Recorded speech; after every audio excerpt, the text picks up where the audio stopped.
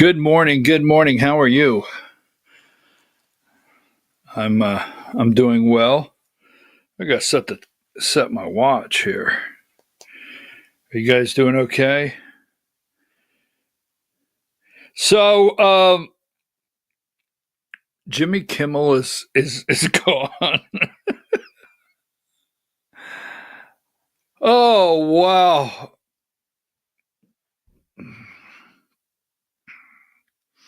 We have some very serious stuff to get into. I'm your host, BKP. You're watching BKP Politics on Voice of Rural America.com.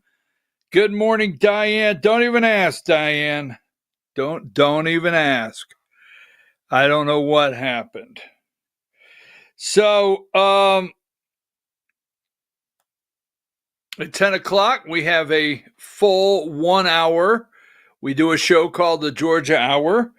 This show runs from about 8 to 9:50. We take about a 10-minute break before the Georgia Hour. Now, today we're going to have a candidate for Georgia State School Superintendent, Dr. Randall E. Trammell, will be with us at 10:30 this morning. Very important subjects we have to talk about, where we stand with our children, education in Georgia. That's going to be at 10:30. Action-packed. Number 25. Hi, Diane. So, I always go to the New York Post. I do, because the Post is still one of the last places that there's actually a front cover editorial team. And every day, I want to see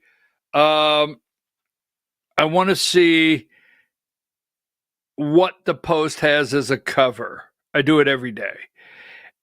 And ABC, yeah. That's pretty good. Network pulls Kimmel for Kirk lie.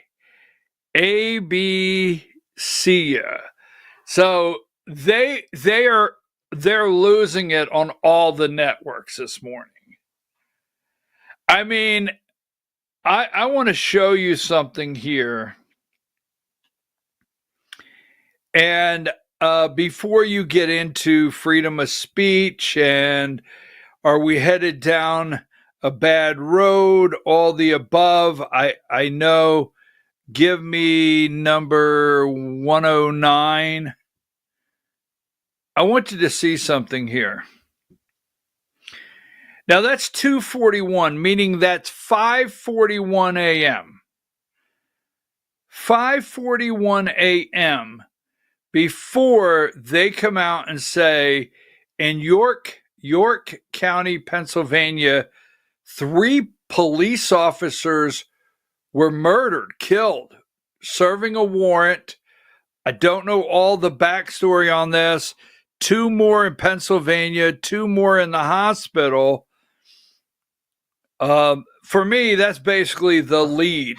3 police officers are dead this morning in York County, Pennsylvania, after attempting to serve a warrant, a domestic issue, and 2 others in the hospital. But no. They are losing it 120 over Jimmy Kimmel this morning. Yes, exactly. ABC pulls the plug. As you can see, 2:01 a.m. That's 5 o'clock in the morning. That's what all the networks are starting with. Now, I have always said these networks cannot be complicit. They cannot be complicit. ABC is a network. They have an FCC license. Cable does not have a license with the FCC. There are differences, but all of them cannot be complicit in a crime. I understand. I'm all about freedom of speech.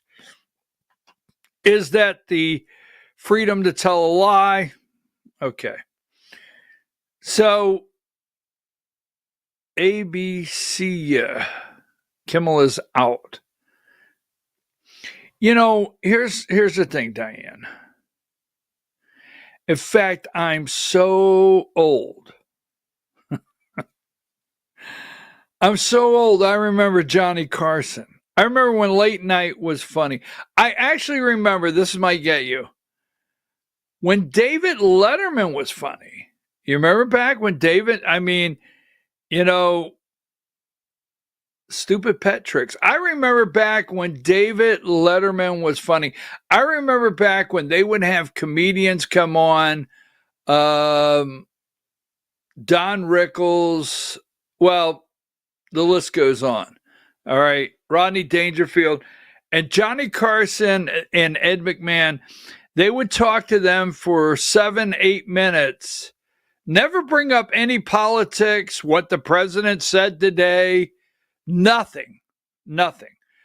We never had to hear at 11:30 at night anything about what someone's view of the president in one of these interviews. Nothing. We didn't. That was back when it was funny. But, you know, you remember back in the day, now, Diane, I don't know if you remember this, but you remember back in the day, like your favorite station on the radio, rock, classic rock, 10 something. And one morning you woke up and you turned classic rock 10 something and it said today's hit country, and they changed the format on you. You remember that? How many of you are old enough to remember when that used to happen? Like, wait a minute, what happened to my station? Yesterday it was rock. Now they used to have to file, right? I think they used to have to file something. I don't know the background. And they had to have a format, a platform for broadcasting. But you remember that? That's what's going to happen here one day. Yes.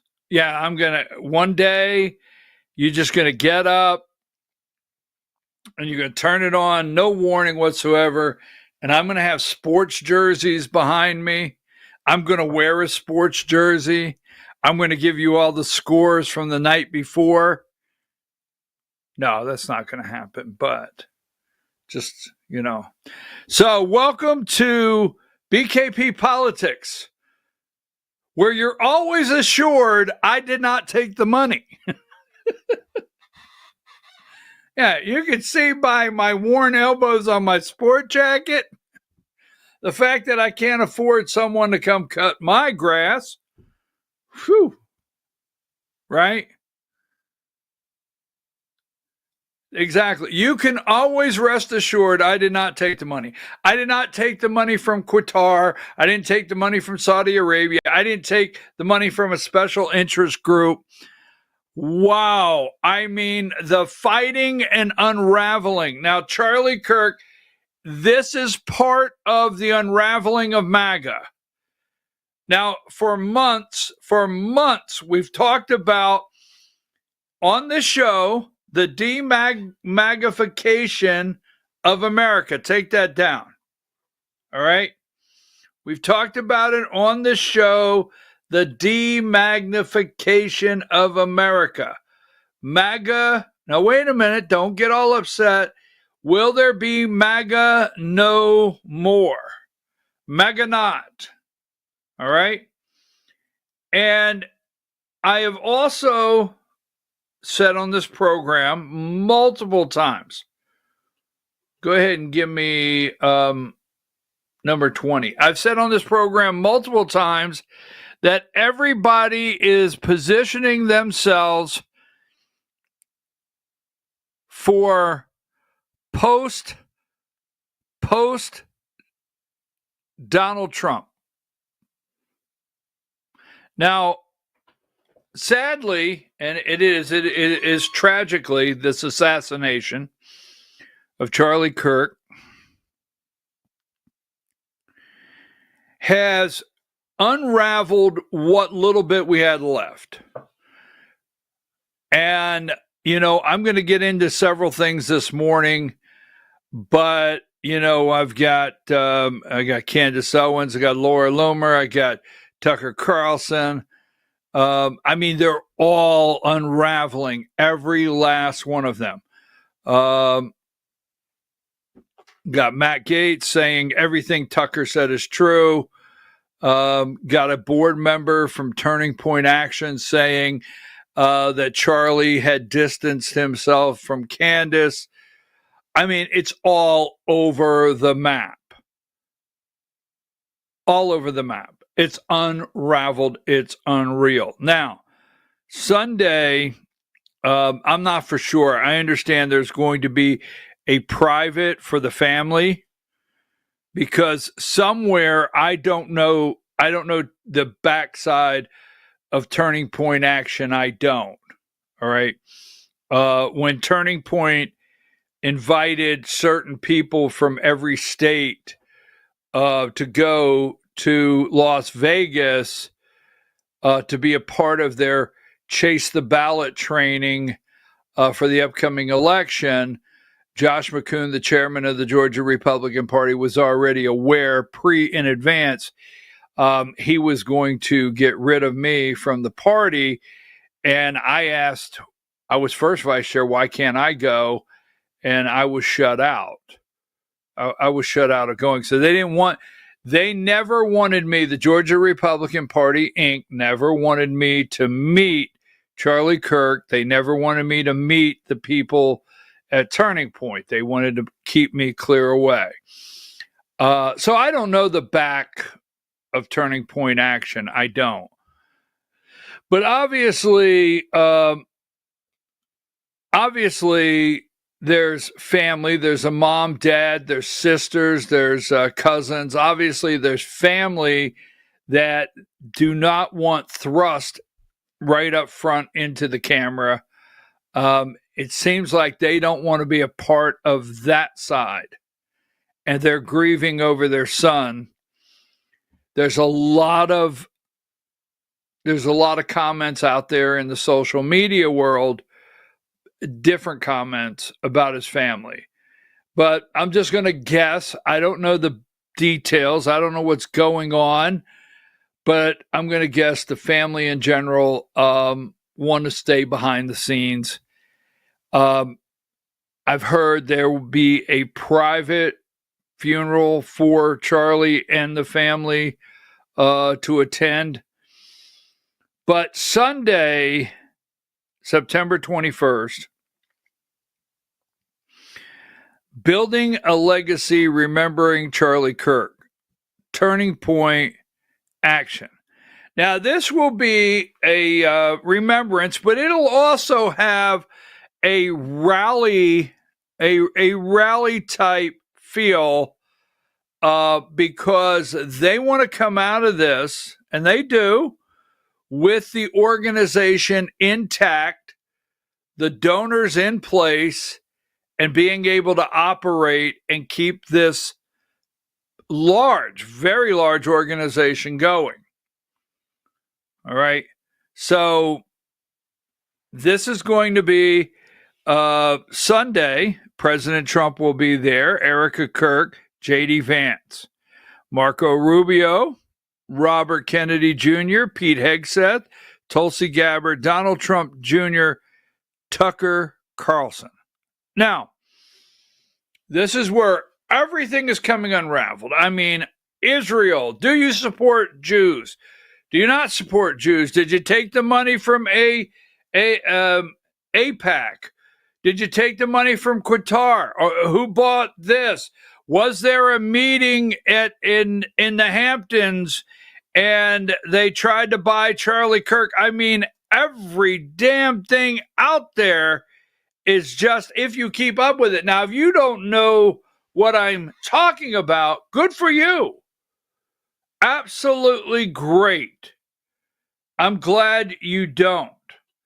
But everyone out there is fighting for the dollar. Yes, they are. Everyone's lining up. These people are lining up back to back. I know Charlie. No, I know Charlie. It's back to back, every one of them. Give me 62. And I'm wondering, and I want to go back to this for a minute when you get done. Give me 62.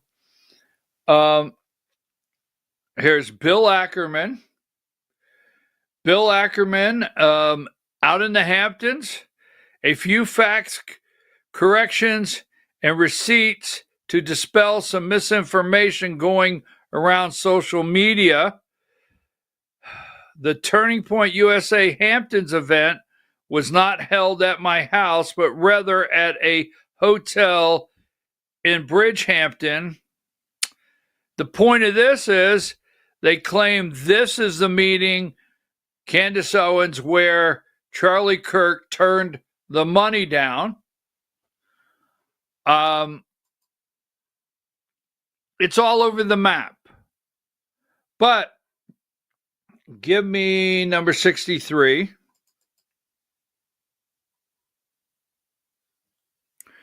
Ted Cruz is in on it. I'm getting really tired of Tucker and his cronies falsely claiming Charlie agreed with me that Israel is terrible and the problem in America is all the damn Jews. I knew Charlie well. Everybody, together now. I knew Charlie well. Everybody at the same time. Can we hear it? I mean, it's over and over. It's coming from this direction and this direction. And indeed, the very last conversation we had was how deeply concerned he was about the rising toxic wave of anti-Semitism on the right. So this one says Charlie was worried about it on the right. This one says Charlie was worried that Jews were taking over everything. This one was worried about ethnic cleansing. Tucker Carlson reveals that Charlie Kirk told him many times in private that he did not like Benjamin Netanyahu. He says Kirk saw Netanyahu as a destructive force and was horrified by the children being killed in Gaza under his leadership. Okay? Give me 64. Matt Gaetz. Same. Tucker Carlson said that the Charlie Kirk told him Student Action Summit last July to highlight Epstein's connections to Mossad. Distinguishing between Netanyahu and the state of Israel, Carlson claimed that Kirk hated Netanyahu. Matt Gaetz comes out and says, I have personal knowledge as to many of the claims Tucker is making here. They are 100% true. What? I mean, now I want to say this. And then yesterday we showed you number 11. We showed you this, number 11, Charlie Kirk show. That is the guy right there, Ben Shapiro. He is very clear. He has no interest in Jesus, does not plan to acknowledge Jesus. He is on the show. And this guy, Ben Shapiro, you say one word. You say one word concerning Israel. Charlie Kirk, Mark Levin, Laura Loomer, they will pounce on you and start ripping your carcass apart. Sorry to put it so graphic. They will. They will just go right after you like you will not believe. But he goes on there and he donates $1 million to Turning Point USA. Okay? Now, the point I'm making when I'm done, because we're going to move on from this, is the unraveling of MAGA. The unraveling of MAGA coming into 2026.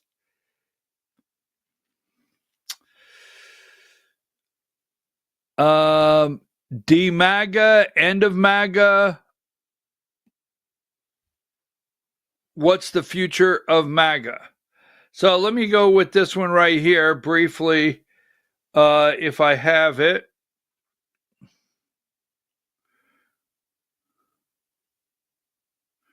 I thought I brought it in from yesterday. Maybe I didn't. Let me look here if I didn't. So why would you have to make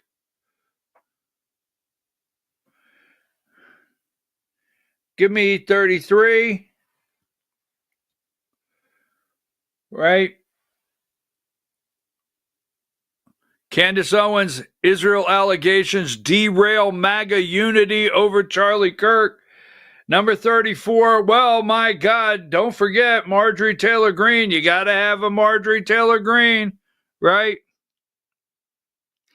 Marjorie Taylor Greene shares last message between her and Charlie Kirk, says, believe Candace Owens. Marjorie Taylor Greene has shared the last text message between her and Charlie Kirk, urging Americans to believe Kirk's personal friends. Okay, this is getting interesting. Then you have, so just got one or two more I want to show you here. Diane, give me number. I know I have it. That was Bill Ackman. That was, maybe I didn't crop it out. I know I did. Hang tight there. We'll find it. Here it is. Give me number 56. Laura Loomer says, now this is Frank Turk. He was in the SUV with Charlie Kirk when he was rushed to the hospital. Now, I have said in many conversations, when the message came out, right, on that day, Charlie has a pulse. We've been told Charlie has a pulse. I said, if, for those out there, there's those out there, if he's dead, got to throw that out there, right? We have those, right? I have those viewers. If he's dead, I said from the very minute, he's dead now. According to what we witnessed on camera, when they started coming out and saying he has a pulse, I said, no, he doesn't. He was dead before he ever got to the hospital. So Laura Loomer saying Frank Turk said Charlie Kirk was killed by the bullet instantly and was dead before they arrived in the hospital. He was dead inside the car while they were rushing him to the hospital. All right. Laura Loomer says Israel had nothing to do with it, and Turning Point Action is begging people to stop saying Israel had something to do with it. Now, why would a leader of a country, now keep in mind also, at this time, number 14, you got to wrap all this up, all right? At this time, don't forget, a delegation of 250 U.S. state legislators, they are there now. This was last week. It's called 50 States, One Israel. 5 representatives from each state. They are in Israel now, paid for by AIPAC. Coincidence? Right? And all this in a circle about Israel, just saying, why would you have to release a video? Well, you're busy. You're fighting a war with Iran. Or you're concerned about Iran. When Trump has his back turned, you're bombing Doha, Qatar, or Qatar, right? And then you're down there bulldozing the Gaza Strip, You're fighting everywhere. You still have hostages, but what you need to do is take the time out to do this. Video 1. Joseph Goebbels, the Nazi propaganda minister, said that the bigger the lie, the faster it will spread. Well, somebody has fabricated a monstrous big lie that Israel had something to do with Charlie Kirk's horrific murder. This is insane. It is false. It is outrageous. Charlie Kirk was a giant, a once-in-a-century talent who defended freedom, defended America, defended our common Judeo-Christian civilization. Charlie loved Israel. He loved the Jewish people. He told me so in a letter that he sent me just a few months ago. One of my greatest joys as a Christian, he said, is advocating for Israel and forming alliances with Jews to protect Judeo-Christian civilization. He encouraged me to make the case directly to the American people about how vital Israel is to U.S. national security. He told me, the Holy Land is so important to my life, it pains me to see support for Israel slip away. Now, if Charlie disagreed with a policy of mine or a decision here and there, not only did I not mind, I welcomed it. This is the essence of Charlie. This is the essence of a free country. It's exactly what Charlie stood for. And I knew that his suggestions always came from the heart, from his love for Israel and from his love for the Jewish people. A few weeks before his death, I spoke to Charlie. I invited him to visit Israel again. And sadly, that won't happen. Now some are peddling these disgusting rumors, perhaps out of obsession, perhaps with Qatari funding. What I do know is this: Charlie Kirk was a great man, and a great man deserves honor, not lies. Rest in peace, Charlie Kirk. May your memory be a blessing.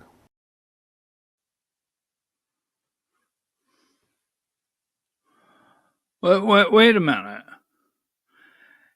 Have you noticed everybody talked to Charlie? I didn't talk to Charlie. I'll just be clear. I did not talk to Charlie.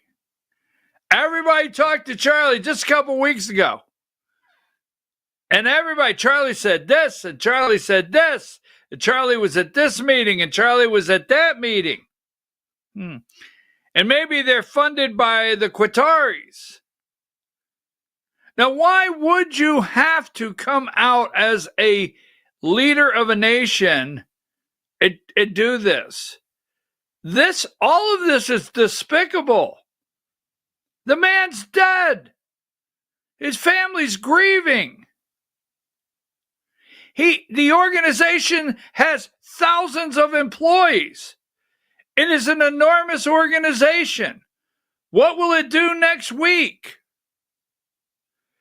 I just think I'm watching this all the way around a circle, and it's like I can't reach out and catch the bullshit fast enough that's flying all around. But I'm going to come back to this right here, and I want to wrap this up. We can talk about it a little more in the show. I don't know. I'm not making a clear accusation. I'm not making a clear determination. I've always been clear with this audience. I support the Jewish people. Okay? Abraham. I support the promise that God made Abraham. Okay, I support that, and I won't get drugged down the trail right now because it's easy for me to do, and I will never turn back. I don't support revisionist theology. I have not revised theology and changed what my beliefs are, but I do question, and that's okay. And that doesn't make me anti-Semitic. It doesn't.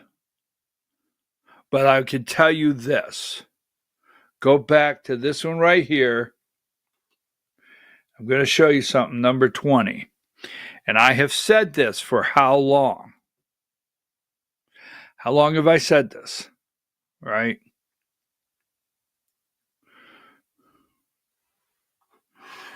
The guy down there that they say is Tucker Carlson, He will be there. Mm-hmm. He will be there.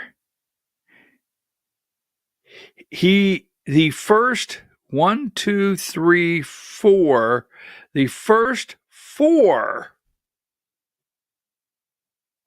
are cabinet members. First 4 are cabinet members. The 5th is Donald Trump's namesake, his son Donald Jr., and then Tucker Carlson. And in this, Tucker Carlson was very supportive of Tulsi Gabbard. Tucker Carlson arranged the entire deal that I'm aware of with Robert F. Kennedy Jr., right? Remember that? Tucker Carlson, and I think Don Jr., I've heard, a joint effort, J.D. Vance, right? J.D. Vance, Tucker Carlson, J.D. Vance. And I have told you all along, there's days that you may think they don't like him and he's on the outs. I know what you hear. This is not my rubber stamp that all is good with Tucker Carlson. It's not. That's not my rubber stamp. But I've said this to this audience for how long? A top advisor inside. And he will be there. He's on the list. And he has said some very strong things. So I'm going to take a break. We're going to come back. Yesterday, Kash Patel. I watched Susan, what's her name? Monarez or whatever her name is. I watched. Boy, I can't get that back. I do not like committee hearings. And I watched 3 hours of committee hearings with Kash Patel, and I watched 3 hours with Susan as she was caught in multiple lies yesterday, so I could look at the narrative they're trying to run and cut it off with the lies they're telling today. I did that 6 hours. We'll talk about that. Again, let's remember the family of the 3 officers killed in Pennsylvania and our prayers for the 2 officers still fighting for their life in the hospital in York, Pennsylvania. Hey, welcome to the program that didn't take the money. Now, you're welcome to send some money. You are welcome to send money. But we didn't just take it. We'll be back right after this.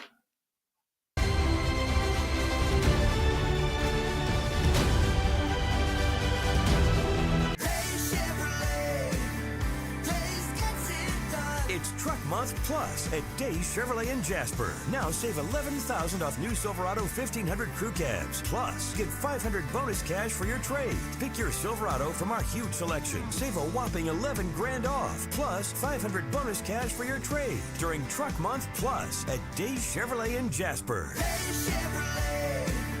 Days gets it done. Together, let's drive.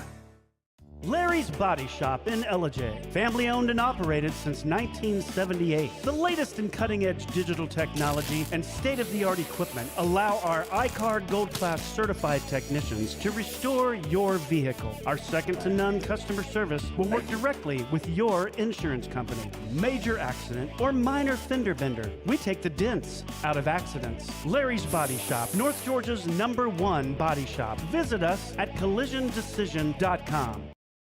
Why give your money to liberal media companies? Put your marketing needs in the hands of a conservative marketing professional and start getting results today.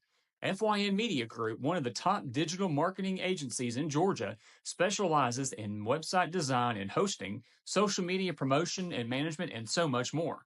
Visit FYNmediagroup.com or call 706-889-3564 for a free consultation.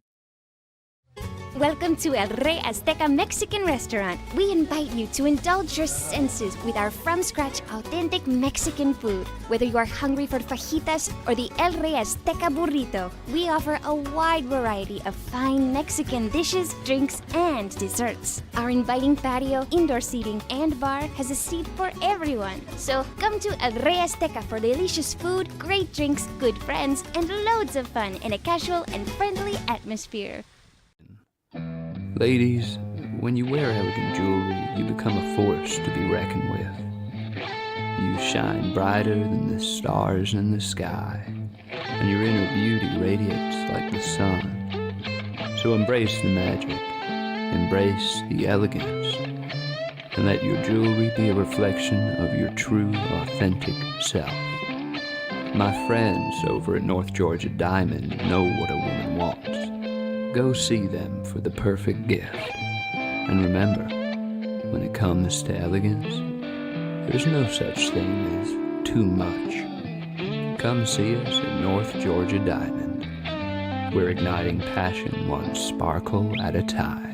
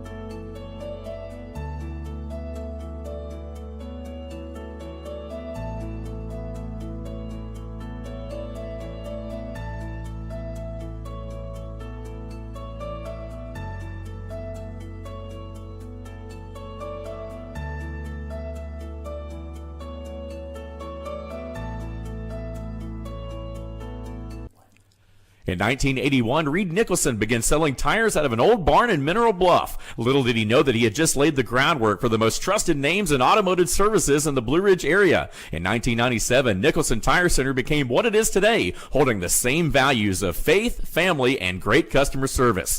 2 locations to serve you, and the Blue Ridge location is currently expanding to offer fast service and the largest U-Haul provider in Georgia. Nicholson Tire Center, Blue Ridge, and Mineral Bluff. This is a special report. Knowing how to invest your money is harder than ever before. Dealing with stock market volatility, record debt, and terrorist attacks requires new thinking. At U.S. Asset Management, we can help you see the world more clearly so that you can move beyond the chaos and invest with confidence. Call us, visit us online, or drop by our office. U.S. Asset Management, helping you make better decisions with your money. Mesquite Grill, now offering online ordering for your convenience. Check out our new website at mesquitegrillbr.com. That's mesquitegrillbr.com. The great food and service you have come to expect, ready for you when you arrive. Open 7 days a week with a fully stocked bar and friendly service. Bring your furry friends with you and dine on our pet-friendly patio. Also, check out our catering options and let us prepare delicious food for your next event.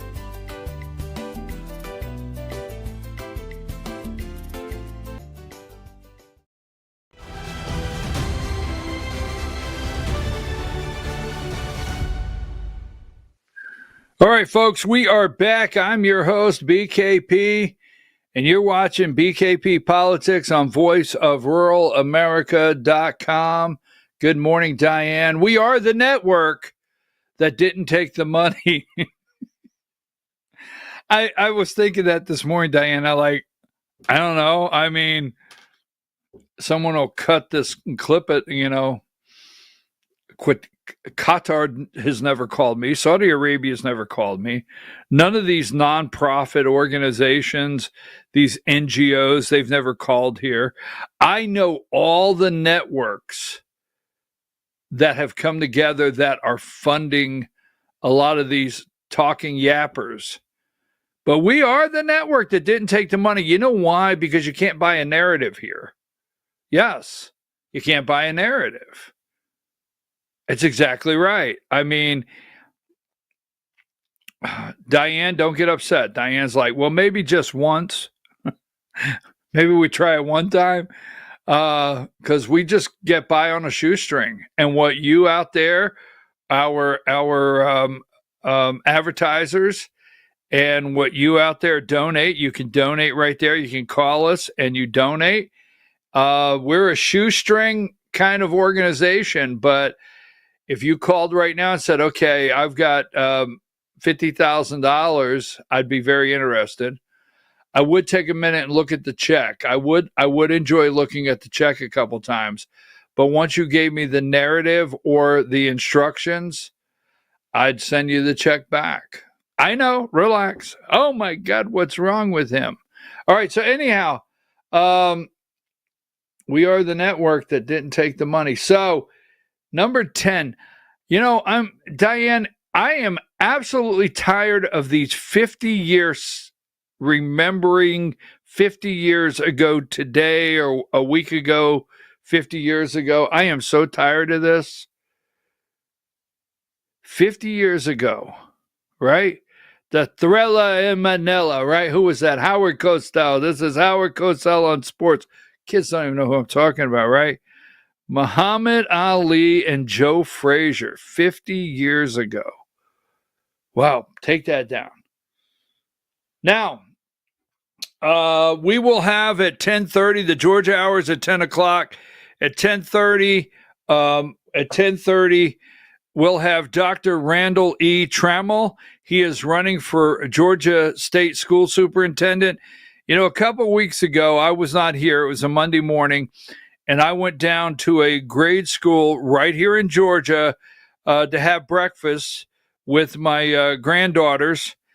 And my one granddaughter in kindergarten, it was the cutest thing. She's in kindergarten, right? And our other granddaughter in third grade. And I looked around that entire cafeteria, that entire grade school. That's just me. And I thought about these children and where we're at today and what they're going through. I've heard testimony about chat bots. In the future, they want to use chat bots as tutors for our children, take human tutors out. There's a lot of things going on right now in our schools. There's a lot of things coming up in the future, and this is a very important race. It's not the governor's race, but that's at 10:30 on the Georgia hour. So Kimmel is, he's out. Jimmy Kimmel is out. Yes. Oh, by the way, how about this one? This didn't work out, did it? Number 32. Didn't work out. No, didn't work out. 8%.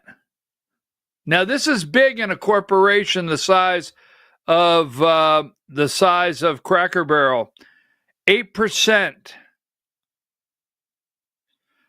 loss in revenue. Cracker Barrel sales plunged. MAGA backlash. Them damn MAGAs. Every time I turn around, MAGA this and MAGA that. So there you go. Take that down. But yes, Cracker Barrel. So number 24 and then 25. Oh, this is everything this morning. We'll go one at a time. 24. This is the Post. Comic relief. Jimmy Kimmel reported effing livid over ABC pulling it. I wonder how Guillermo's doing. As Trump cheers great news for America. Give me number 25. We showed you this earlier. ABC, right? Number 27, New York Times this morning. New York Times, number 27. The Hill number, there it is. ABC pulls Kimmel off the air after FCC pressure. Number 28, The Hill. It's everywhere. It's everywhere. The Hill. There you go. ABC takes Jimmy Kimmel off the air indefinitely over Charlie Kirk comments. 31, Axios.com. There you go, right? Kimmel joins those facing professional repercussions over Kirk comments. Now, over Kirk comments. Now, obviously misleading. The FCC, there is a license, a broadcast license. So the FCC told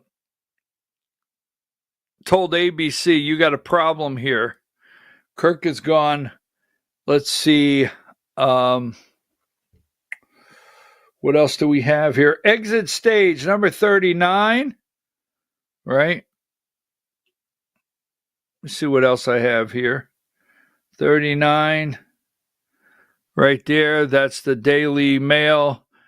Jimmy Kimmel's staff pack up your gear as sidekick Guillermo dodges questions. They're out.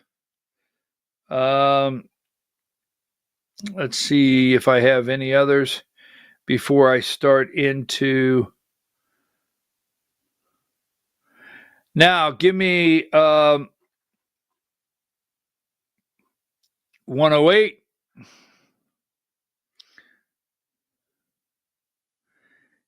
Kimmel 108, and yes, the Federal Reserve cut the interest rate. We'll go into that in a minute.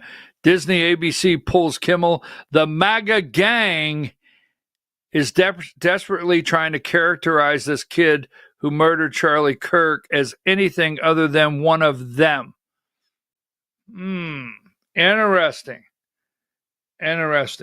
Wonder who typed that in the teleprompter. So let's go with a little Charlie Kirk. Let's go with Jimmy Kimmel. What do we have here? CNN video 15.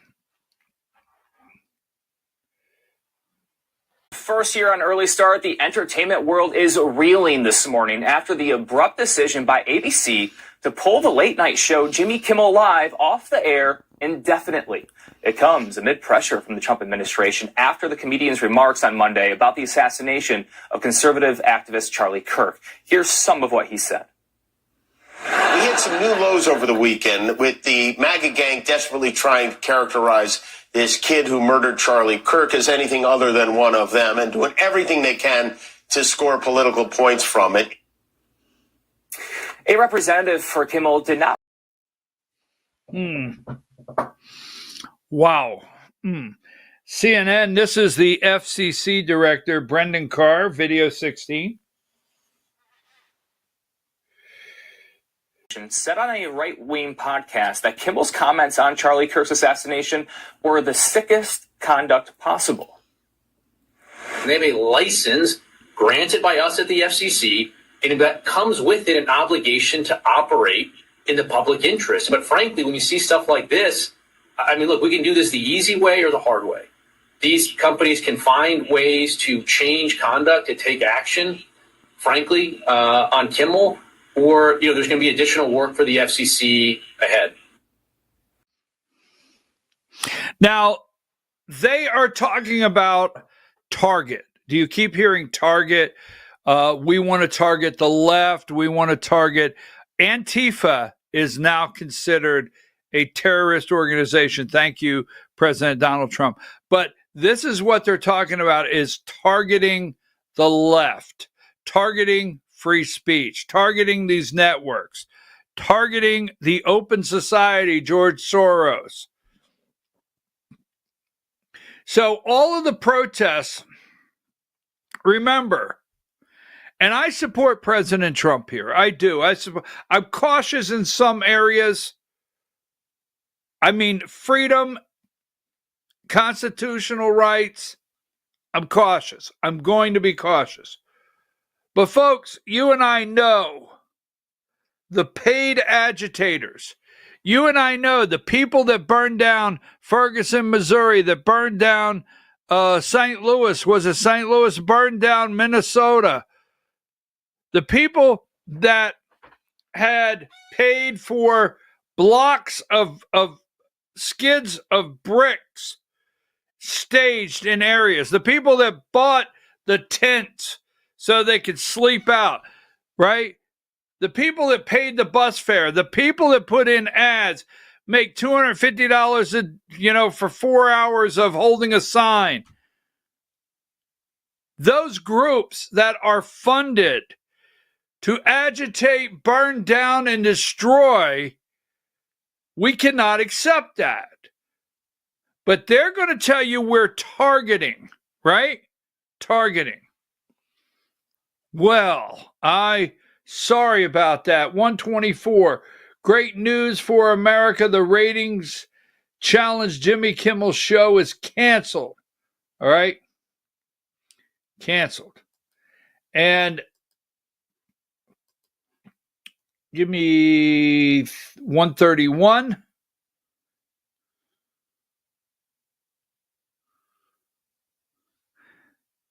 Atlanta News First.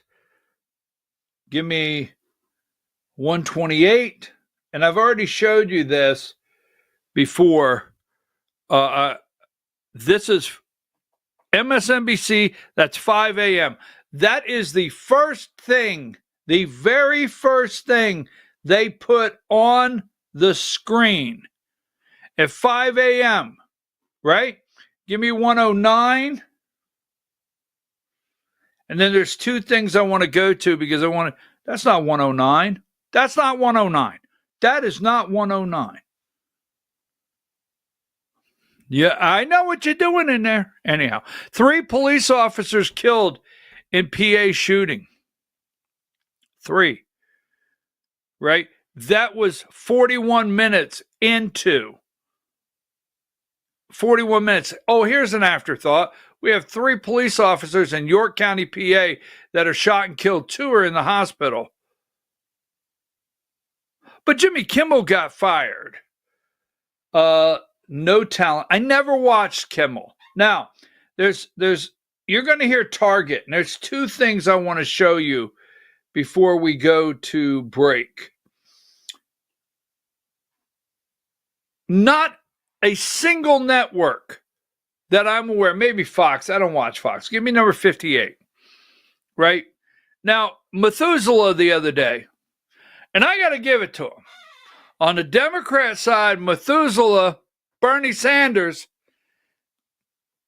he might be to the left, but I tell you what, Bernie has still got it, okay? And then to the right, there's Chuck Grassley. What is Chuck, 98 or something? That's no joke.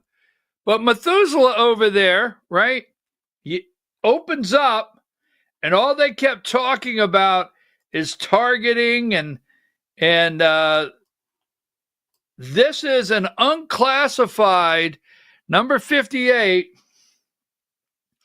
This is Arctic Frost. False fraud claims, false elector scheme, false lawsuits, state pressure, false lines of effort, false DOJ letter, pressure.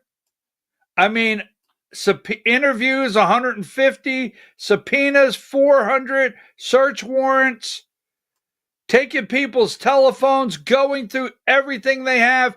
Now, take a minute. When they talk about targeting, let me tell you something. These people lived in absolute hell. I'm serious.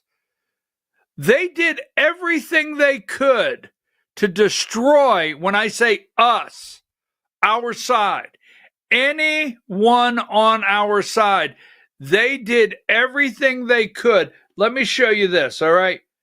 And give me number 57. Now, there's a full list of every organization they went after. And I'm in Georgia, so I just want to show you this, right? You see Amy Kramer, Kylie Kramer, again, Amy Kramer, Kylie Kramer, in 3 lines, right? They went after, now Amy Kramer is, Kylie Kramer, well, I don't know that she has a job. I'm not for sure what her job is, but it's Amy Kramer's daughter. Many in Georgia know who Kylie Kramer is. That was not meant to be negative, but Amy Kramer is the Georgia Republican Party National Women's Committee woman for the RNC. Women for America, is that it? Women First for America, I forget the organization, but anyhow, they went after them. Operation Arctic Frost, take that down. But all the target they wanted to do, all the attacks they wanted to do, families all stressed out, lawyers. I mean, what they did to destroy, let's go all the way back to General Flynn, the list goes on. And Turning Point USA was under investigation. I just want to show you something before we get out of this. Give me tonight, this is an example, 1:30. Cobb County Board of Education, right? Cobb County Board of Education meeting tonight. Superintendent to address employees on leave. So all around the country, employees that have been put on leave, right? Put on leave. They're not losing their paycheck. They have not lost their job. They're on leave, many of them, over celebrating murder of Charlie Kirk. No matter what side of the aisle you're on, there was nothing to celebrate in murdering anyone. Don't forget 133.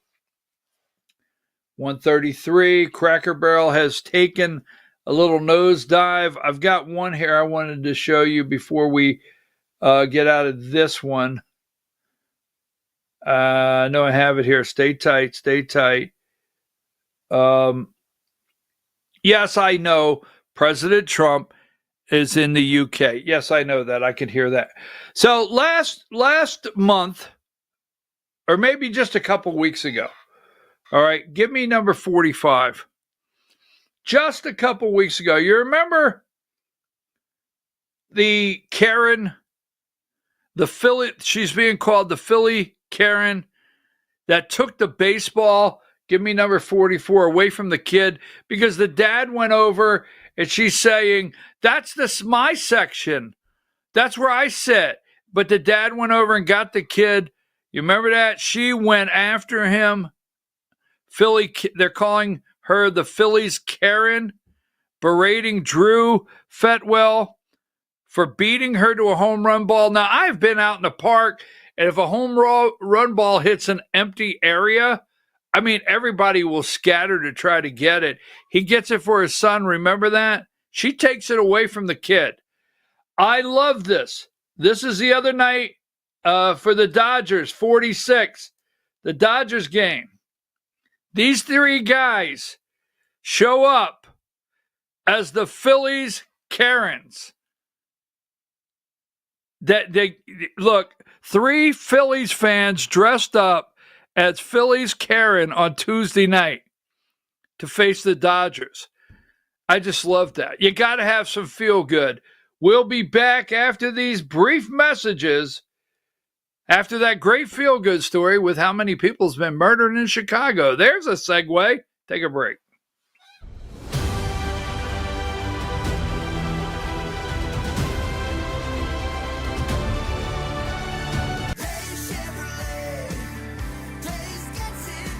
It's Truck Month Plus at Days Chevrolet in Jasper. Now save $11,000 off new Silverado 1500 crew cabs. Plus, get $500 bonus cash for your trade. Pick your Silverado from our huge selection. Save a whopping $11 grand off. Plus, $500 bonus cash for your trade during Truck Month Plus at Days Chevrolet in Jasper. Days Chevrolet. Days gets it done. Together, let's drive. Larry's Body Shop in Ellijay. Family owned and operated since 1978. The latest in cutting-edge digital technology and state-of-the-art equipment allow our iCard Gold Class certified technicians to restore your vehicle. Our second-to-none customer service will work directly with your insurance company. Major accident or minor fender bender, we take the dents out of accidents. Larry's Body Shop, North Georgia's #1 body shop. Visit us at collisiondecision.com. Why give your money to liberal media companies? Put your marketing needs in the hands of a conservative marketing professional and start getting results today. FYN Media Group, one of the top digital marketing agencies in Georgia, specializes in website design and hosting, social media promotion and management, and so much more. Visit FYNmediagroup.com or call 706-889-3564 for a free consultation. Welcome to El Rey Azteca Mexican Restaurant. We invite you to indulge your senses with our from-scratch authentic Mexican food. Whether you are hungry for fajitas or the El Rey Azteca burrito, we offer a wide variety of fine Mexican dishes, drinks, and desserts. Our inviting patio, indoor seating, and bar has a seat for everyone. So come to El Rey Azteca for delicious food, great drinks, good friends, and loads of fun in a casual and friendly atmosphere.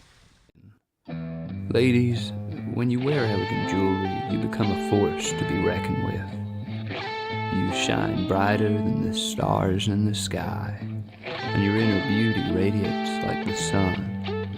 So embrace the magic, embrace the elegance, and let your jewelry be a reflection of your true, authentic self.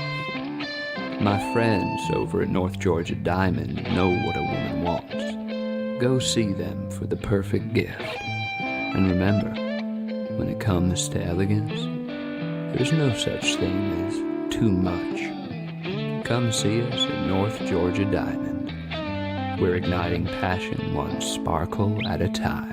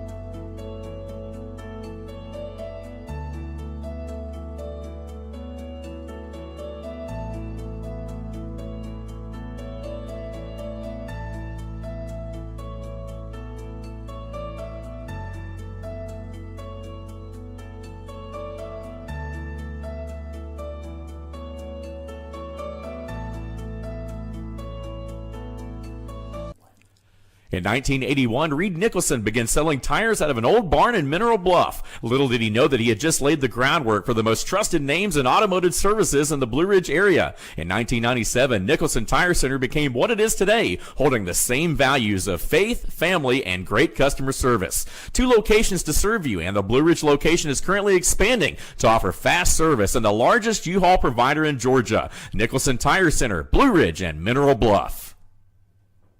This is a special report. Knowing how to invest your money is harder than ever before.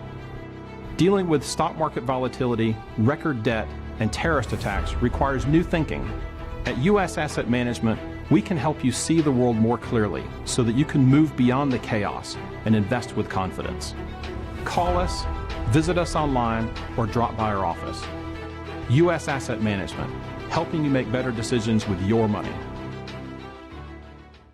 Mesquite Grill, now offering online ordering for your convenience. Check out our new website at mesquitegrillbr.com. That's mesquitegrillbr.com. The great food and service you have come to expect, ready for you when you arrive. Open 7 days a week with a fully stocked bar and friendly service. Bring your furry friends with you and dine on our pet-friendly patio. Also, check out our catering options and let us prepare delicious food for your next event.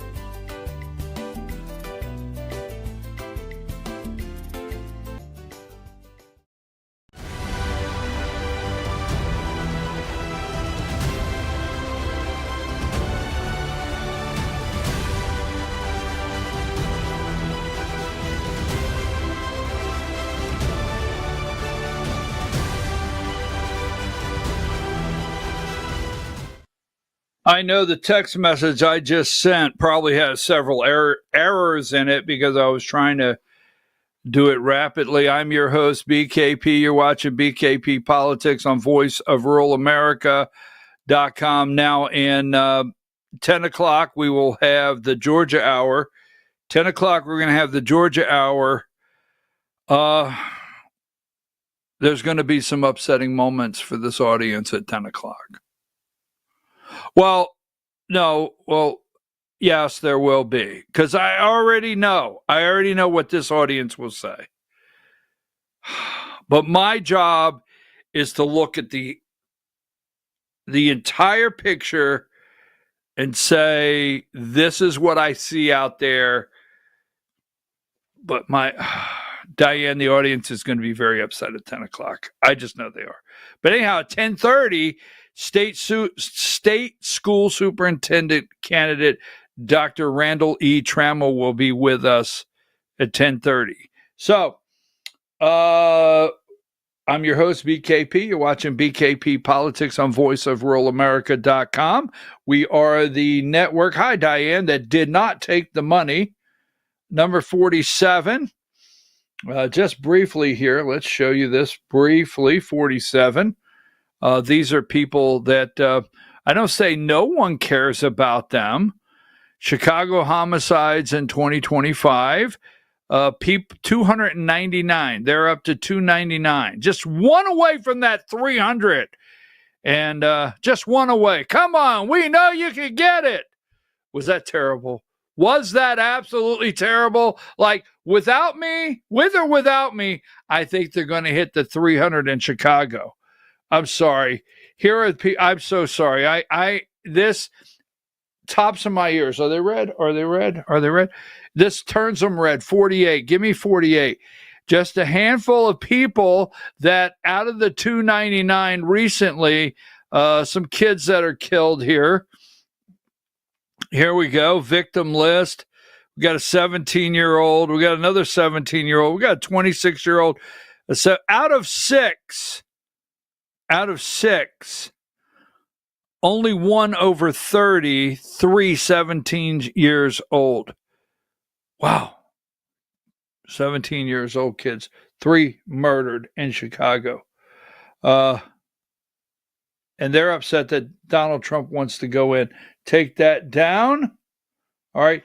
Number 43. Thank you, President Trump. I support this. And now, yesterday, the Donald Trump designates 6 dangerous Antifa as major terrorist organization. So yesterday, let's start here. 107. Now, they brought in the Van Gupta this morning. And I'm going to tell you something. Maha. That got a ring to it. Maha. It was all a setup. Now, I'm going to tell you this. When they want Robert Kennedy Jr. gone. They want him gone. I mean, they did not want him confirmed. Skeptic. Let me tell you the definition of a skeptic to them. Anyone that's going to push back on the insurance companies and Big Pharma. It's the money. It's the money. It's the people, the talking chatterboxes, they took the money. These organizations, they took the money. Big Pharma, they took the money. You know, insurance took the money. Networks to carry the water, they took the money.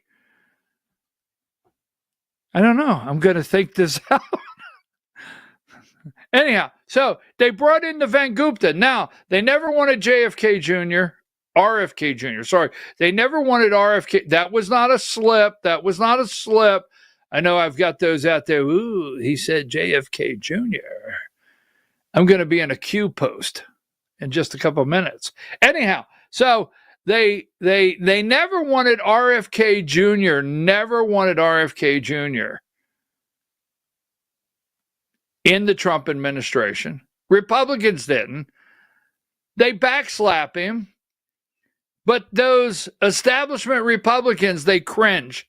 They have always hated the name Kennedy / Trump / Republican / the administration. They've always hated it. So it was all a setup. Now, many are out there saying, well, are you telling us that she was only 30 days in there? It was always a setup. And I'm going to and they caught it. They caught the setup. They got rid of it. And they're freaking out because this morning, former CDC director warns of changes to childhood vaccine schedule, right? Now, give me number 110. I'm going to flip through a couple of these very quickly here. Former CDC director says RFK Jr. pressured her to rubber stamp vaccine approvals. 111, it's all in the face. I mean, I watched this whole thing yesterday. Ousted CDC director testifies she was fired for resisting pressure from RFK Jr. Then number 112. Let's keep this going for a minute here.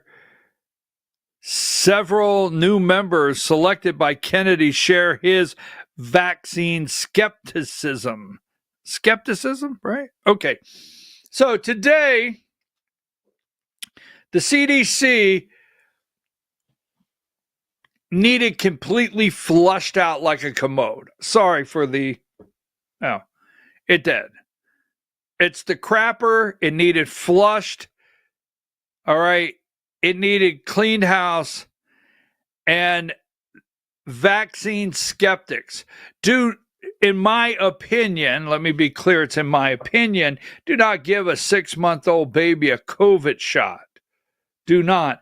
And many physicians out there, I'm tired of Kennedy, right, being the lead physician of the entire world now, because he is the Senate chair of this committee and he's a doctor.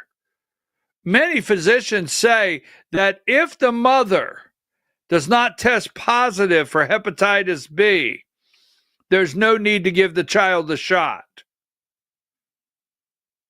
So I'm just telling you right now, their arguments, and that is a change to the childhood vaccine schedule, and they're freaking out. They're freaking out over this. There's several, but they're freaking out over the hepatitis B vaccine shot. Kids born, hurry up, get the needle. Boom. So yesterday, it was all a setup. I'm going to show you this 113. Let me make sure. Do I have any more? 120. Susan Manares, former CDC director. Give me 126, 127, 126. Here she is again. And 132, Rand Paul. So we were waiting for Rand Paul. We knew he would show up. Give me 141 and then 132. 141, here she is, ABC this morning. CDC panel meets to consider vaccine policy. Look at that face. And then back to Rand Paul. So I'm going to play some video. And I don't like the fact that I can remember something, but if you're out there, let me put this to you so you can start thinking about it. Now, it's not unusual to go to these hearings and have an attorney. It's not unusual, okay? If you lie to Congress, you can, well, right? Name some that have lied to Congress. Anyhow, so it's not unusual to have an attorney with you. But I have to tell you,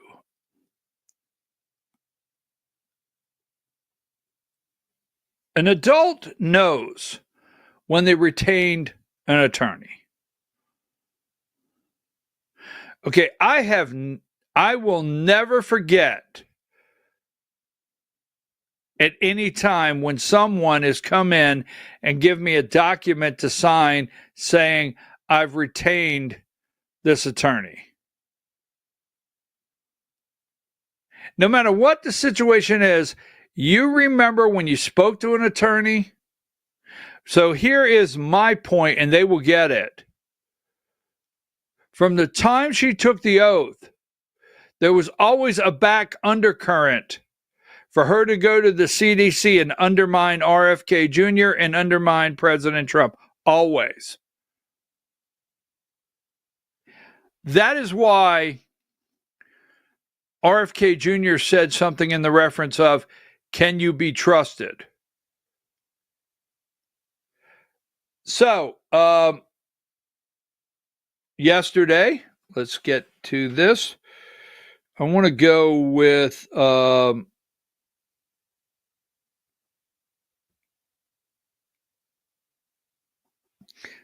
this is ABC video 19. Americans should trust the new CDC panel. If the vaccine advisory panel makes recommendations to change the childhood vaccine schedule, should the American people have confidence in that decision? No. We have decreased from 20,000 kids a year getting hepatitis B to like 20 a year. That's exponential decline. But a recent poll found 1 in 6 parents have now skipped or delayed a routine childhood vaccine, and about half say they have little to no confidence in federal health agencies to ensure those shots are safe. No. Now, what he said is we've gone from 1 in 20,000 kids having hepatitis B to whatever. That's I'm going to say it's simple, not being a physician myself, but that's simple because the doctors say that if a mother tests positive for hepatitis B, then they should give the child the vaccine. But if the mother has no indication and does not test positive for hepatitis B, there's no need. So that is a simple, we'll call it a fix. But he said, no, they should not be trusted. Now, video America News First, Atlanta News First at 4:30 a.m., video 11. Centers for Disease Control and Prevention, Dr. Susan Menares, testified before a U.S. Senate committee in Washington. She said that she could not remain silent and blindly agree to vaccine recommendations made by Secretary Kennedy without first reviewing the evidence. On August 25th, I could have stayed silent, agreed to the demands, and no one would have known. I could have kept the office, the title, but I would have lost the one thing that cannot be replaced. My integrity. Dr. Menares was fired just 29 days after taking the job. She testified that she clashed. So she remembers it was August 25th. She remembers that. She remembers what took place in these meetings. She remembers what was said back and forth with RFK Jr. And she could not put her integrity in jeopardy in any way whatsoever.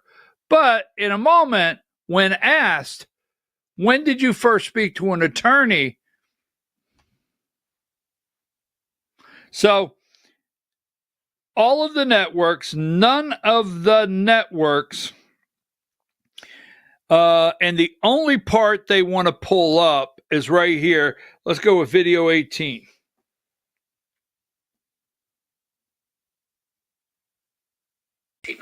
Menard said Kennedy's assertions are not true. Some committee Republicans zeroed in on the COVID vaccine. Does the COVID vaccine reduce hospitalization for children under 18? It can. It doesn't. Doctor and committee chairman Bill Cassidy wants to hear from Kennedy himself. I think Secretary Kennedy has to come and address this specifically. Thanks to NBC's Anton.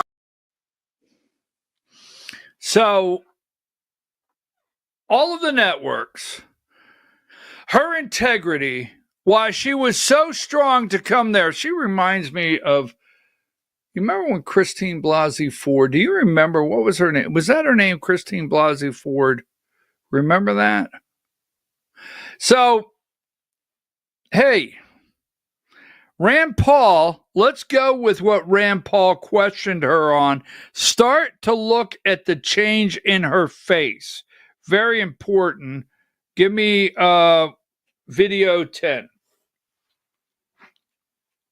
Change the childhood routine. Well, we should. There is no medical reason. What is the medical reason to give a hepatitis B vaccine to a newborn whose mom has no hepatitis?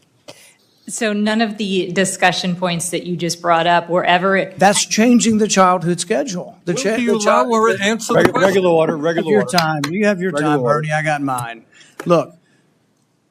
This is the debate over changing the childhood schedule. The hepatitis B vaccine on the schedule is given to newborns. What is the medical, scientific reason and proof for giving a newborn a hepatitis B vaccine if the mom is Hep B negative? I want to go back to the assertion associated. What is the medical reason for giving a hepatitis B vaccine to a newborn? See, everybody's like blithely going along. We can't change the childhood. You're somehow terrible if you want to change the childhood. We should be discussing what is the childhood vaccine schedule, and the burden should be on you. You want to make all the kids take this? The burden is upon you and the people you wouldn't fire to prove to us that we need to give our 6-month-old a COVID vaccine and that we need to give our 1-day-old a hepatitis B vaccine. That's what the debate ought to be about, not whether all vaccines are good or whether we live in Alice in Wonderland. I actually agree with you. And I was open to the science. I just would not pre-commit to approving all the ACIP recommendations without the science. Untrue.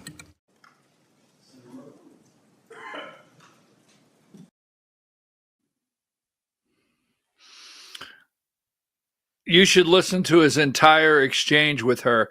You see the face? See how angry she is? Now, she shows up with her attorneys, right? She shows up with her attorneys, and it's well known that her attorneys are Trump haters. Give me 60. Okay?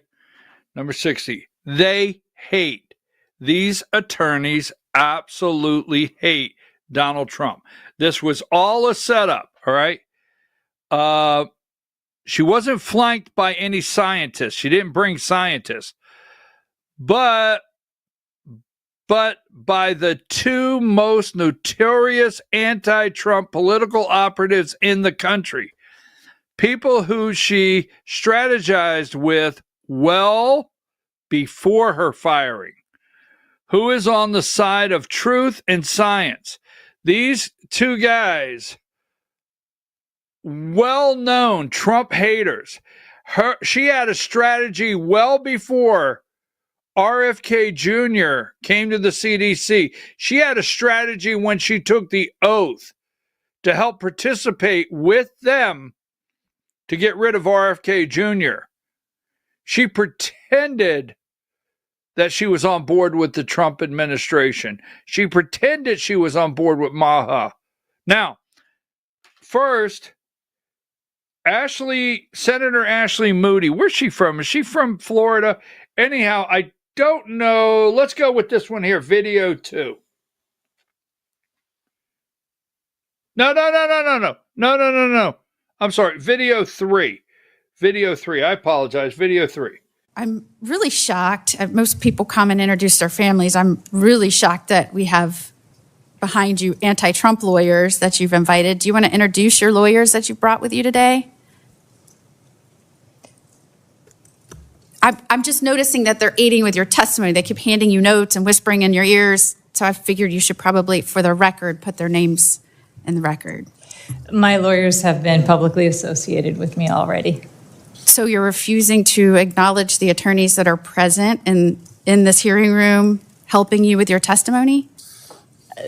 The attorneys that I have been. I mean, I've been in the legal world for a long time, and attorneys generally aren't shy about stating appearances and saying when they're here helping clients. So is there some reason you don't want to introduce the senators to the lawyers that are here and put their names on the record? Yeah, I think. I mean, they're passing you notes, so I think it's fair for the record to know who's passing you notes while you testify. And I really didn't mean that. I'm trying to be adversarial here. I just think for the record, it's probably good to know who's passing notes and whispering in your ear. I think my counsel is happy to follow up with you.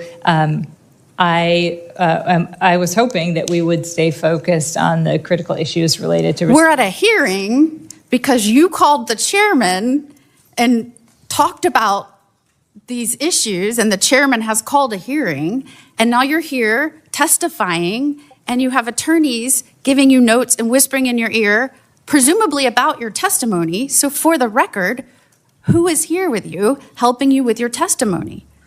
I mean, look, I'm a judge. I'm a former federal prosecutor. I was attorney general. I was a lawyer. Like, this is not an abnormal thing.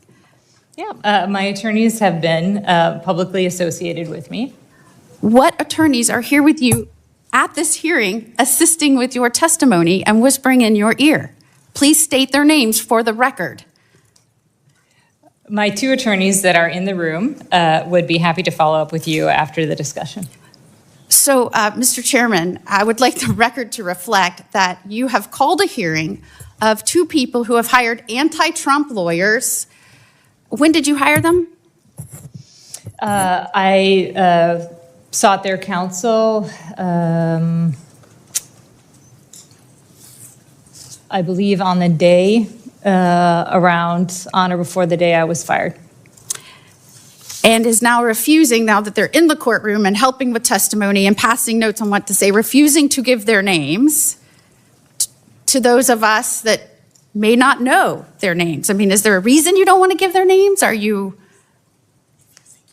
afraid that it's going to come unraveled, that you have this whole network of people that's trying to embarrass the president or go after the president, and now you are joining this group? I mean, why don't you want to give their names?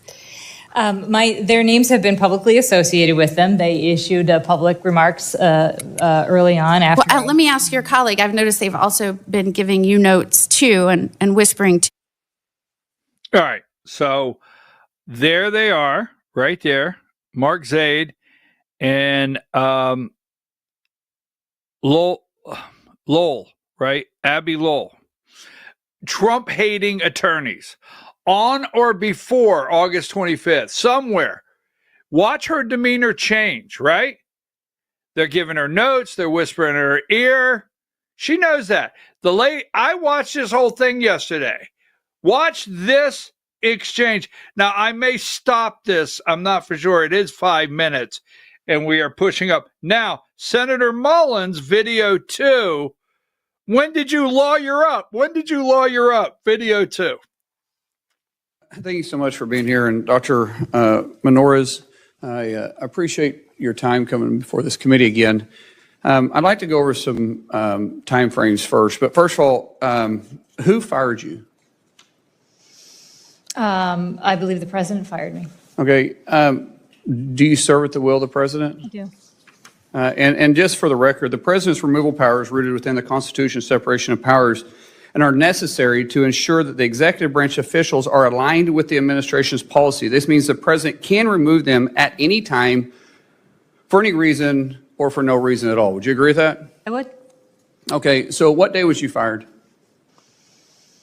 I believe I was fired on August 27th. Okay, what day was the first time you seeked counsel? Not retained, seeked counsel.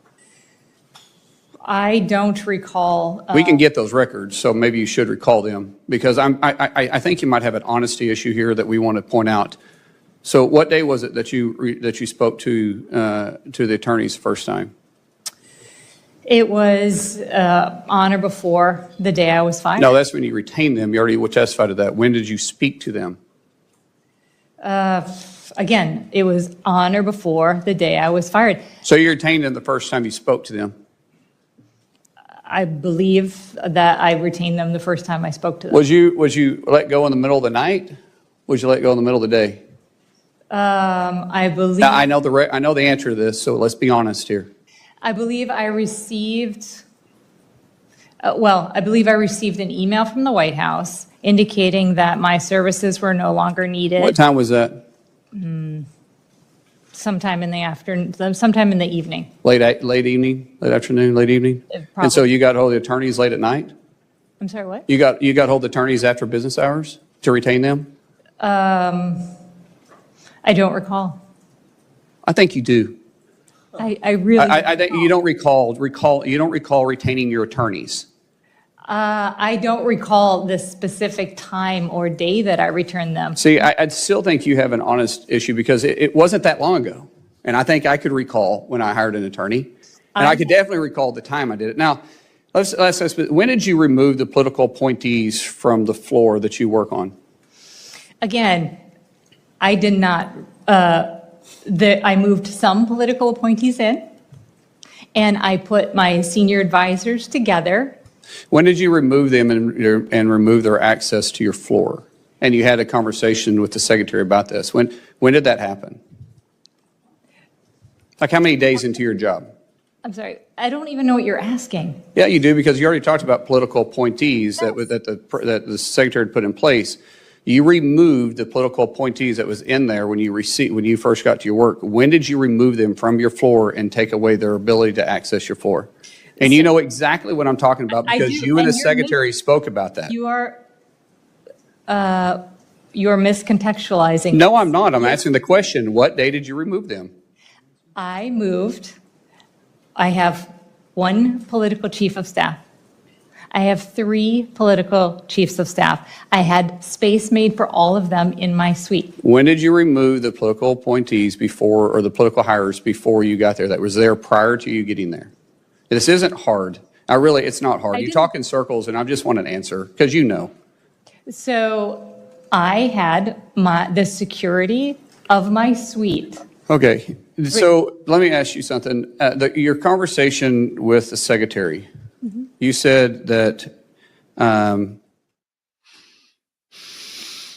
I watched all 3 hours yesterday. I mean, God, I can't get that time back in my life. I watched all 3 hours. It was all a setup. Everything has been set up. Big pharma, insurance companies, they have always planned to take RFK Jr. down. Kennedy never wanted the chair of that committee, never wanted RFK Jr. As the Secretary of Health and Human Services. It's okay if they had a man who thought he was a woman in that office before, but Kennedy, no. They're panicking. They're panicking over what Kennedy, he knows the CDC is a cesspool. That would be another 6-hour show, minimal. This lady, from the time she took the oath, these pariahs or piranhas, whatever they are, I don't know. These low-life, well, there's 1 or 2 attorneys I like, so I got to be careful. There's 1 or 2. Have one in the family, another one on the way. I got to be careful. But these lowlifes hating Trump, you just seen that, black and white. And she doesn't know. She's lying. I don't know when I retained them. It was always a plan. Always. Don't forget it. Now, I want to go quickly because we got to get ready for the Georgia Hour. Yesterday, I don't have time to go into yesterday over at the house. Excuse me, hang tight, close your ears, Mom. They are batshit crazy. So this cracked me up yesterday. Jerry Nadler. Nadler is retiring. And yesterday, for the last 2 days, the left, the right, the left, the right, the left. Who hates the most? Who? Political violence, the left, the right. So Nadler, this was one of my favorites yesterday, video 8. Year after year in the most hateful and despicable way possible, close quote. I would note for the record that Donald Trump has famously demonized practically every person he has ever disagreed with, and therefore, using his own logic, he has put their lives at risk. I should know Donald Trump continuously puts my life in danger.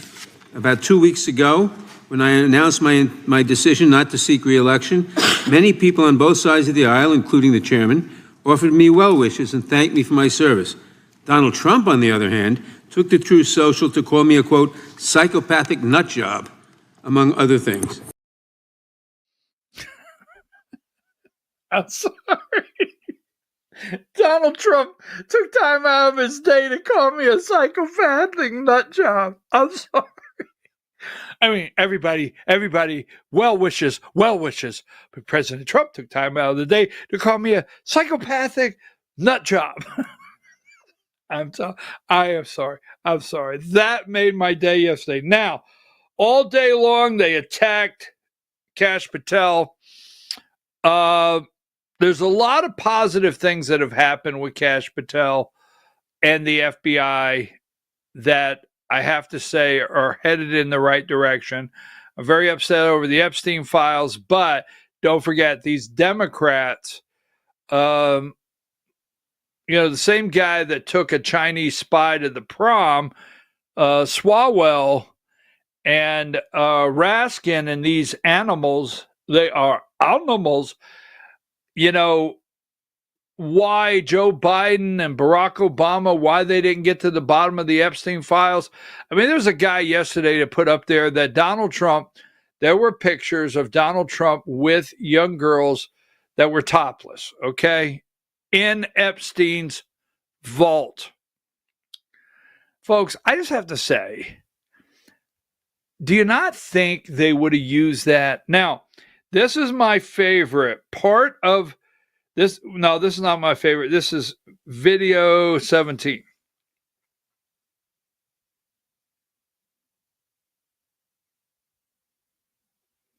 You are hiding the Epstein files, Mr. Patel. Is expired. You are part of the cover-up.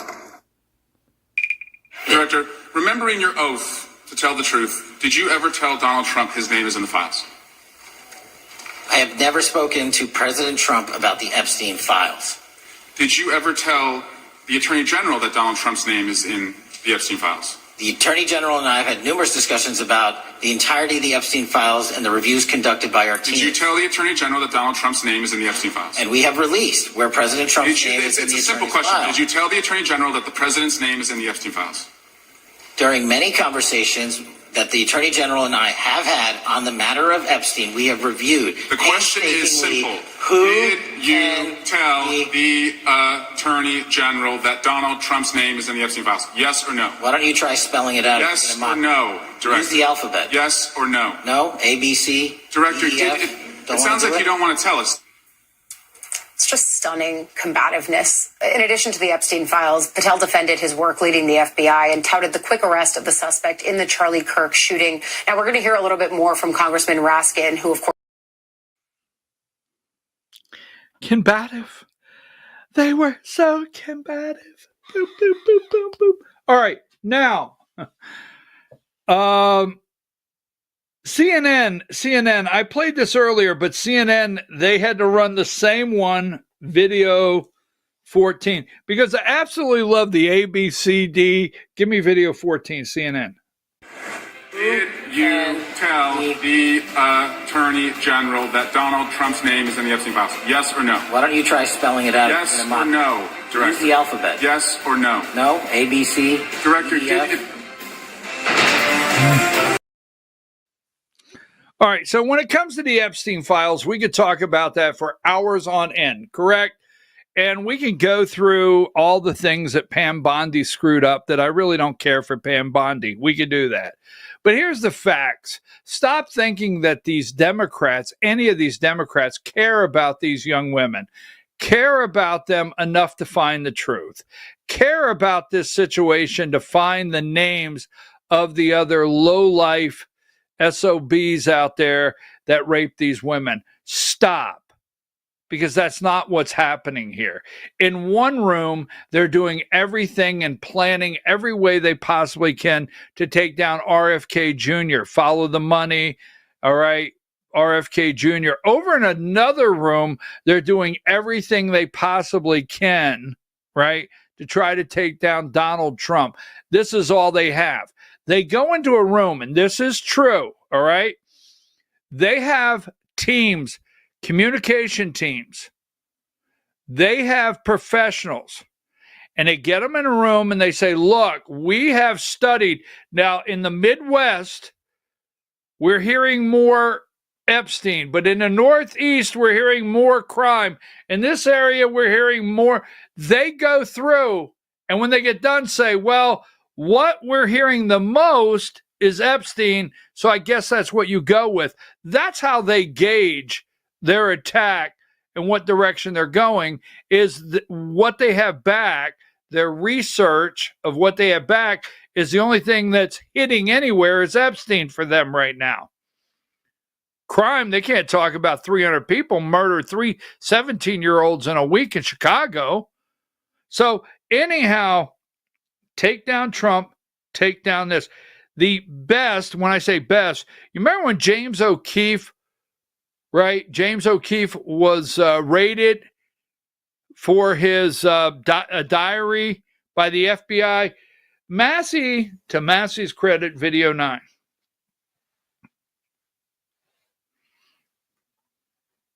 The second document that I want to submit to the record, for the record, I know we don't usually read these. This one's not readable. It's completely redacted. For the most part, the first 50 pages. This is actually the search warrant that was served on James O'Keefe for a diary that he had already given to the government 2 months before. And as it turns out, there were no indictments here, yet he still doesn't know why he was raided, and I think he deserves to know. So, without objection. Thank you. I agree with that. The FBI needs to let James O'Keefe, he still does not know to this day why he was raided. Now, 38, 37, 36, and 35. So, James Comer will go backwards there, 38. Mainstream outlets now reporting alleged assassin Tyler Robinson did not act in a vacuum. There may even be dozens with advanced knowledge of his sinister plans. Queer resistance. Whew. Transgender ideology, trips to Cuba, money from CCP operatives. I don't know, 37, right? Iranian trans who's in charge of armed queers. I think sometimes violence must happen. FBI look into Utah militia. Whew. Trans queers, armed queers. 36. Now, I know this is oversight committee. You know how I feel about these committees and these shows. But Comer said, I'm calling in the CEOs of Discord, Stream, Twitch, and Reddit to testify at an oversight committee hearing on October 8th. the radicalization of online forum users, including instances of open incitement to commit politically motivated acts. Now, keep your eye on this all the way around, because here's who they want to find. Little graphic warning 35. They want to find this is where they think they might have a problem, down in the basement, right? Just saying, take that down. That was enough of that. Now, number 40. Bridget's prepared to bear all? I don't know. Is Bridget going to show? I don't know. French president wife to provide scientific and photographic evidence. Woo, woo, woo. She's a woman. She is a woman. Candace Owens said Bridget is a man. She's going to show him. You got him? Show him to the court. 42. Right? 42. Now,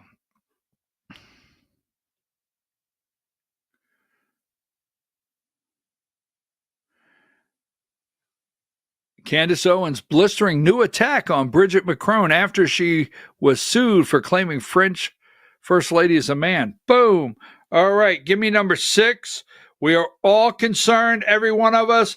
We want a wellness check done on Little X. And then give me this video. This video just got me. Video 13 as we get ready to go to the Georgia Hour, video 13. The investments to pay a little over $60,000 in civil penalties. The court revealed that the company hired more than 70 young people under the age of 16 to work at the Sewanee location, and those young people worked during restricted hours. And the same thing happened at the Dawsonville Culvers. We also know that some of those employees operated a manual fryer. Well, amid the recent ICE raid at a... They may have been under 16. They may have worked the fries. They may have worked early or late. They may have worked. I think I'm going to dig into that one tomorrow. And then President Trump, look at who he's sitting next to, number 50. And I will say this, the visit to the UK with King Charles, I absolutely think that I don't get caught into the pageantry, but I do think Kate is absolutely beautiful. I really do. I think Kate is beautiful. They may have a queen one day, not Camilla. Take a break. We'll be back. Do not go anywhere. At 10 o'clock, we'll be back with the Georgia Hour, and we will have at 10:30 candidate for state school superintendent, Dr. Randall E. Trammell will be with us. Take a break, Diane. See you at 10.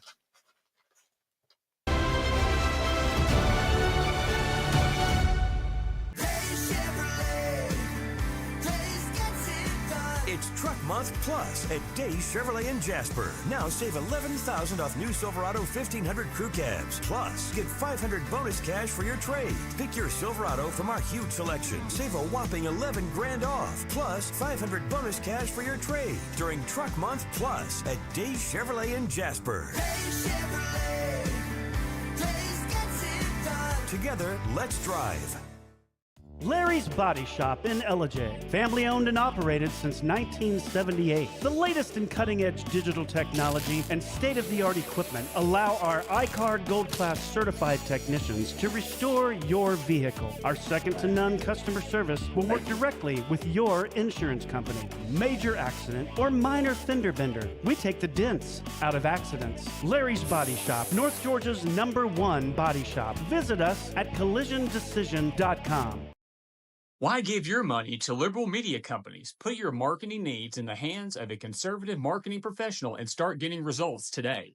FYN Media Group, one of the top digital marketing agencies in Georgia, specializes in website design and hosting, social media promotion and management, and so much more. Visit FYNmediagroup.com or call 706-889-3564 for a free consultation. Welcome to El Rey Azteca Mexican Restaurant. We invite you to indulge your senses with our from-scratch authentic Mexican food. Whether you are hungry for fajitas or the El Rey Azteca burrito, we offer a wide variety of fine Mexican dishes, drinks, and desserts. Our inviting patio, indoor seating, and bar has a seat for everyone. So come to El Rey Azteca for delicious food, great drinks, good friends, and loads of fun in a casual and friendly atmosphere. Ladies, when you wear elegant jewelry, you become a force to be reckoned with. You shine brighter than the stars in the sky, and your inner beauty radiates like the sun. So embrace the magic, embrace the elegance, and let your jewelry be a reflection of your true, authentic self. My friends over at North Georgia Diamond know what a woman wants. Go see them for the perfect gift. And remember, when it comes to elegance, there's no such thing as too much. Come see us at North Georgia Diamond. We're igniting passion one sparkle at a time.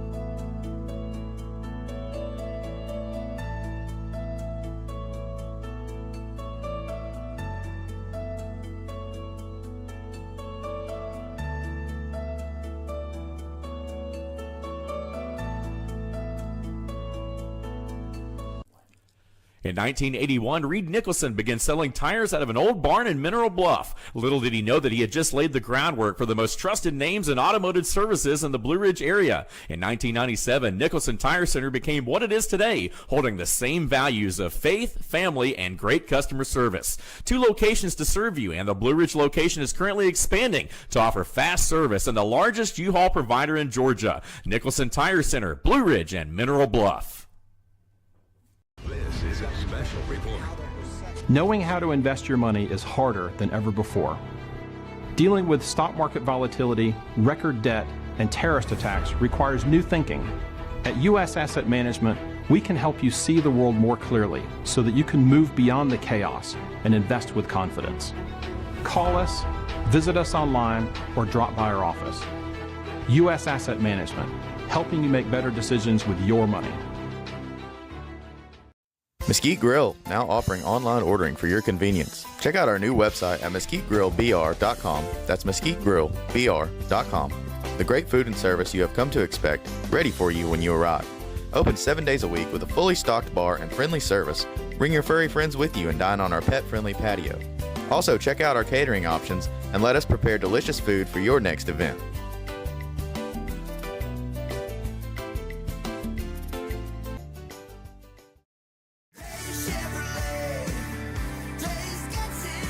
It's Truck Month Plus at Day Chevrolet in Jasper. Now save $11,000 off new Silverado 1500 crew cabs. Plus, get $500 bonus cash for your trade. Pick your Silverado from our huge selection. Save a whopping $11 grand off. Plus, $500 bonus cash for your trade during Truck Month Plus at Day Chevrolet in Jasper. Together, let's drive.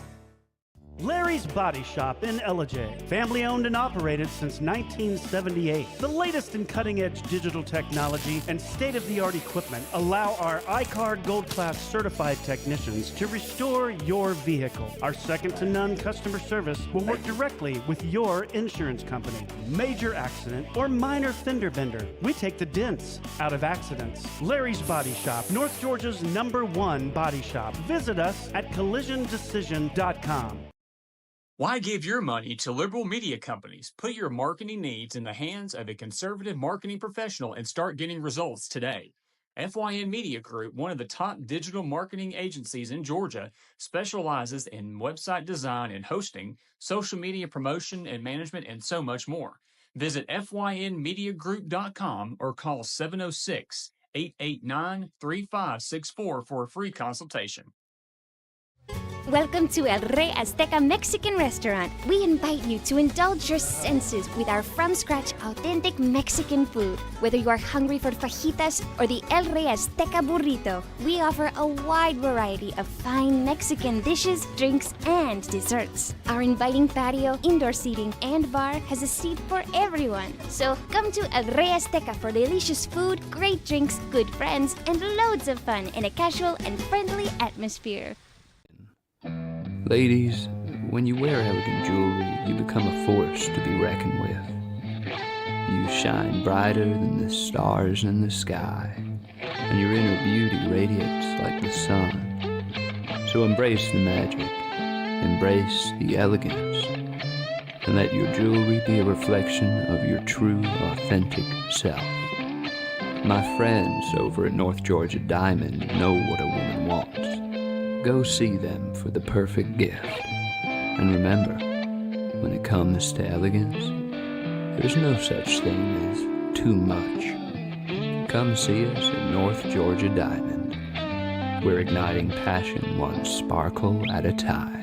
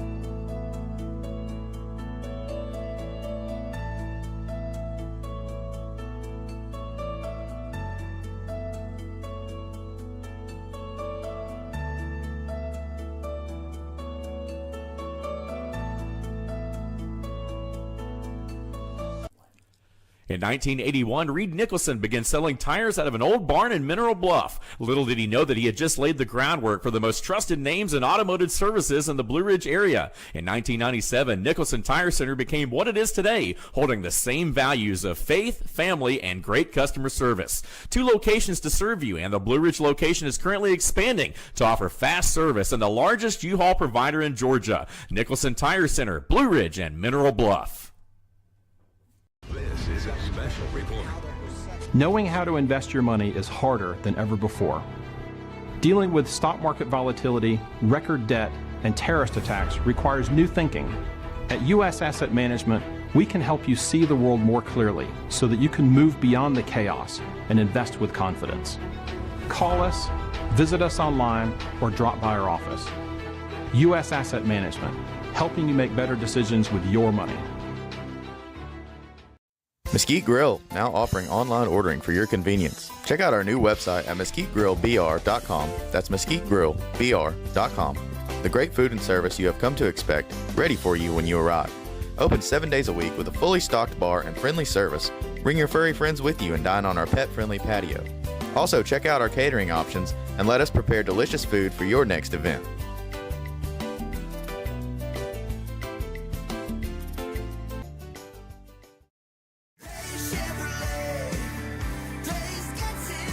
It's Truck Month Plus at Day Chevrolet in Jasper. Now save $11,000 off new Silverado 1500 crew cabs. Plus, get $500 bonus cash for your trade. Pick your Silverado from our huge selection. Save a whopping $11,000 off. Plus, $500 bonus cash for your trade during Truck Month Plus at Day Chevrolet in Jasper. Together, let's drive. Larry's Body Shop in Ellijay. Family owned and operated since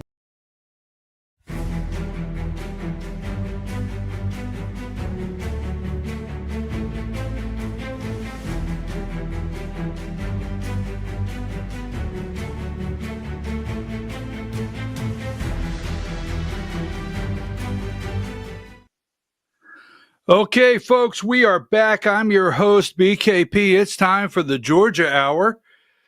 The Georgia Hour on voiceofruralamerica.com. Diane, how are you? Give me number 7. We have a lot to do today. There's some warnings I'm going to have to give you to prepare you for certain things. Dr. Randall E. Trammell will be with us. He is a candidate for Georgia State School Superintendent, running against current Richard Wood. He'll be with us at 10:30.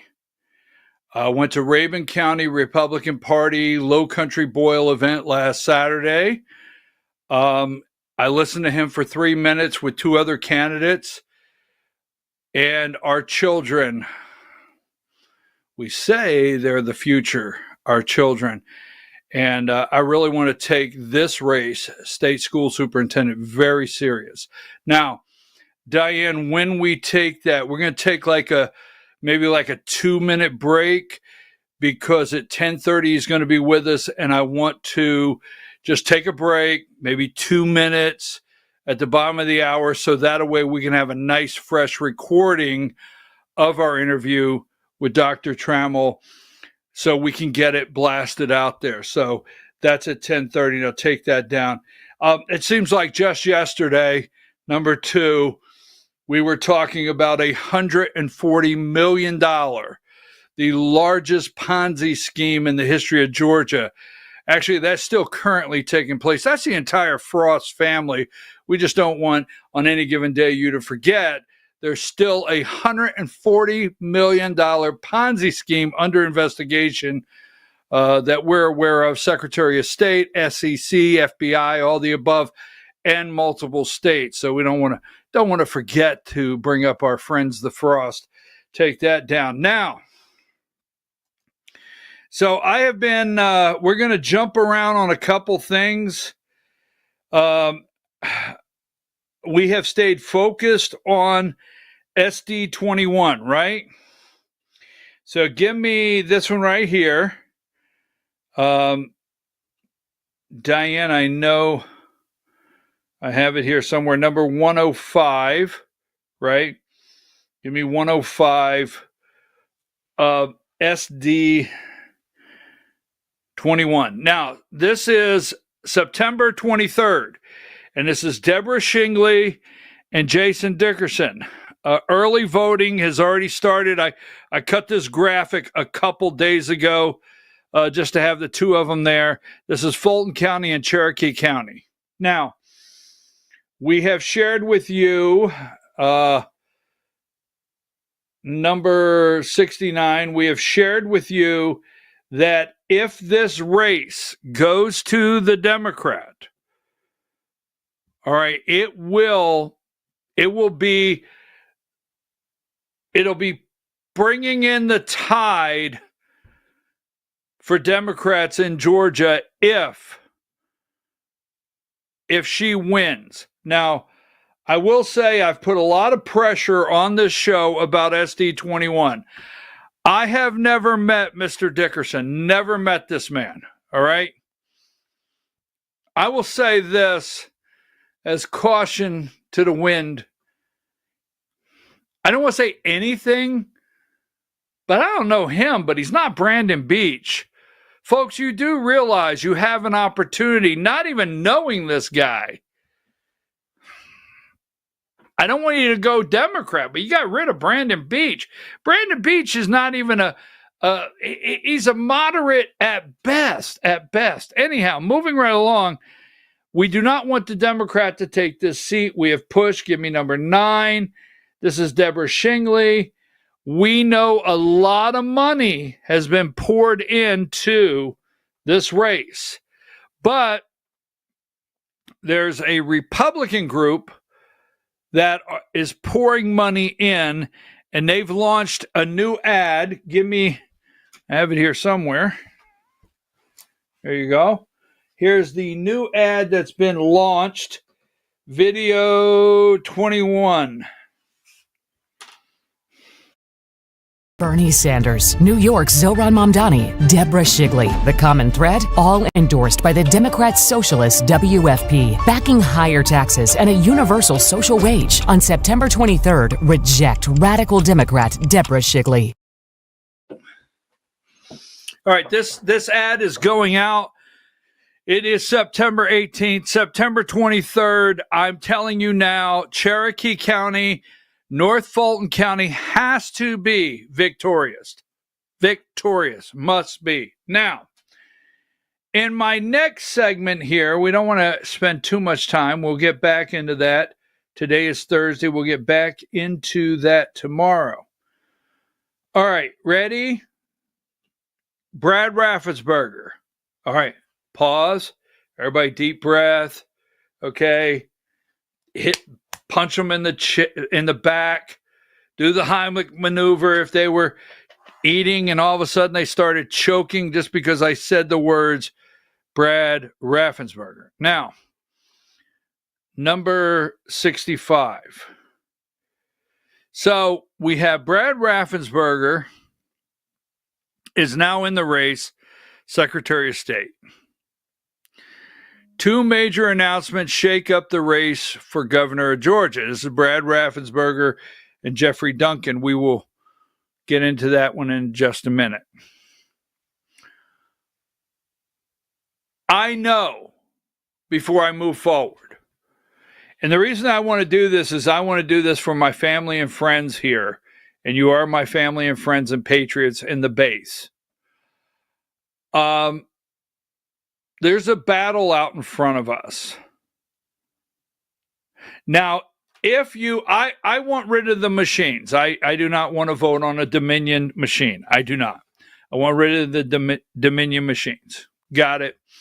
That's over on the Secretary of State race that we're talking about. He's the current Secretary of State. I want rid of the Dominion machines. I've watched everything on the Dominion machines, but I'm going to ask you now. If you go out and say he has the machines and, well, it doesn't matter what happened, he has the machines, we'll be headed down the wrong direction in the battle that's in front of us. Yes, the machines. Can the machines be altered? Yes. Can they be rigged? Yes. Can the outcome be rigged? Yes. All the above.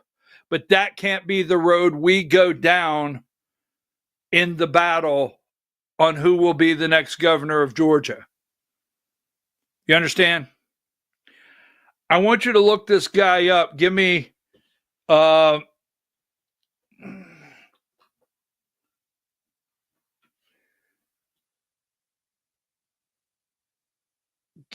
number 74. And there's a reason I'm showing you this. Running for the open seat of Johns Creek City Council. Wait a minute.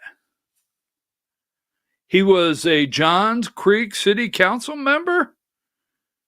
This goes back to 2010. This guy's been around, 2010, right? Okay. Huh. Interesting. Give me number 75.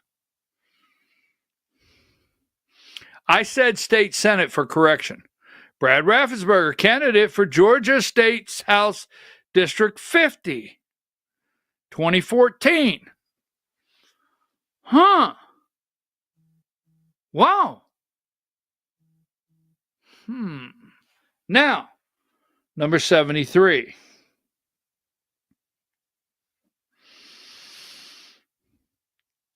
(2017), right? Brad Raffensperger, Secretary of State of Georgia.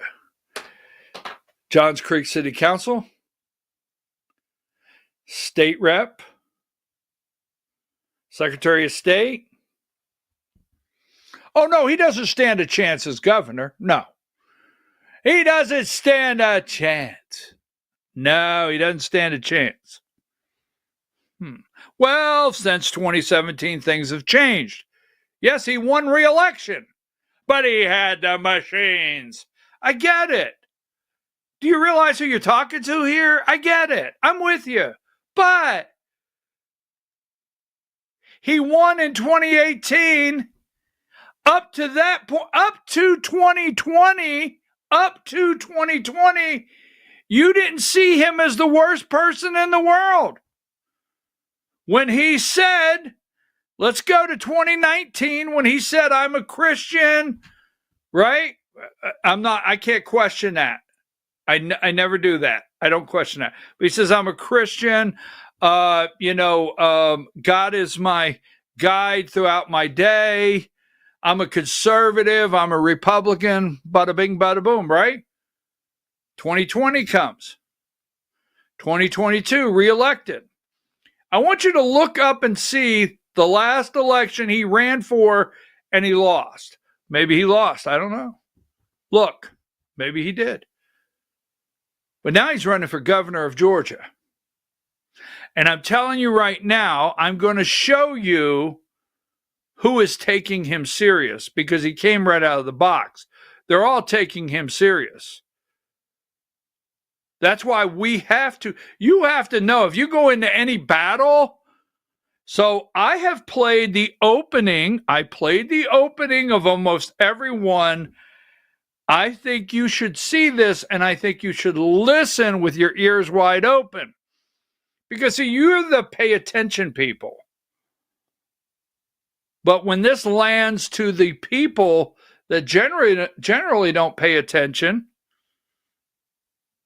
that don't know all the details on the machine that you do, let's go with, this is Brad, this is easy. This is video 20. This is Brad Raffensperger's announcement that he's running for governor of Georgia, video 20. He fought the liberals and won. Brad Raffensperger. When left-wing radicals like Stacey Abrams tried to legalize voting for non-citizens in Georgia. We're documented and undocumented. It was Brad Raffensperger who stopped her. When Joe Biden's Justice Department attacked Brad, he stood strong and stopped Biden from overturning Georgia's election integrity law. Now Georgia is the most secure place to vote in America. Brad Raffensperger, standing up for Georgia, no matter what. I'm a conservative Republican, and I'm prepared to make the tough decisions. I follow the law and the Constitution, and I'll always do the right thing for Georgia, no matter what. Brad's Christian faith guides everything he does. It's the full armor of God that helps us stand our ground, no matter what we face.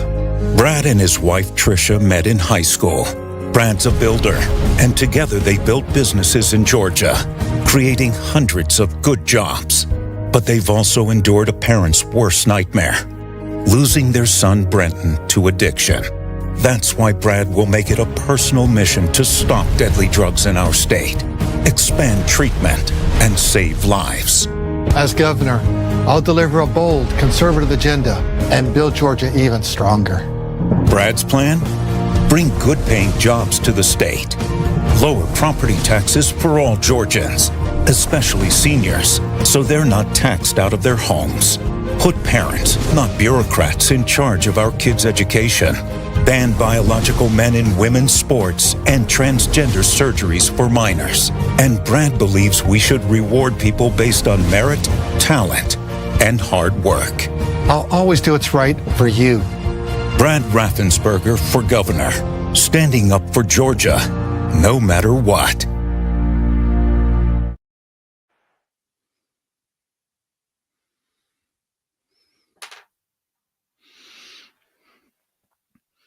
You take the 2020 election out. Please stop yelling at me. Please stop. You take the 2020 election out. Chris Carr does not have nowhere near with the issues a campaign launch video even close. You take it out, right? Burt Jones, the lieutenant governor with the red MAGA hat, doesn't have anywhere near the video launch. This guy said property tax pushing seniors out of their home. This guy said return schools back to parents and not bureaucrats. Okay. This guy said transgender surgeries on minors. And then you know what he did? Because I know you out there. Because I have it right here. I have it right here. And I have it really over here in the study Bible. I've got a very thick study Bible. He opened the Bible and had the highlighter out. Right? He had the highlighter out. Now, I'm just going to say this. I'm going to say this because I study politics. If you're out there and you've not paid attention to the machines, you've not paid attention to the state election board meetings, you've not paid attention to Joe Rossi, Kevin Moncla, David Cross, Voter GA, you've not listened to any of that out there. Nothing at all.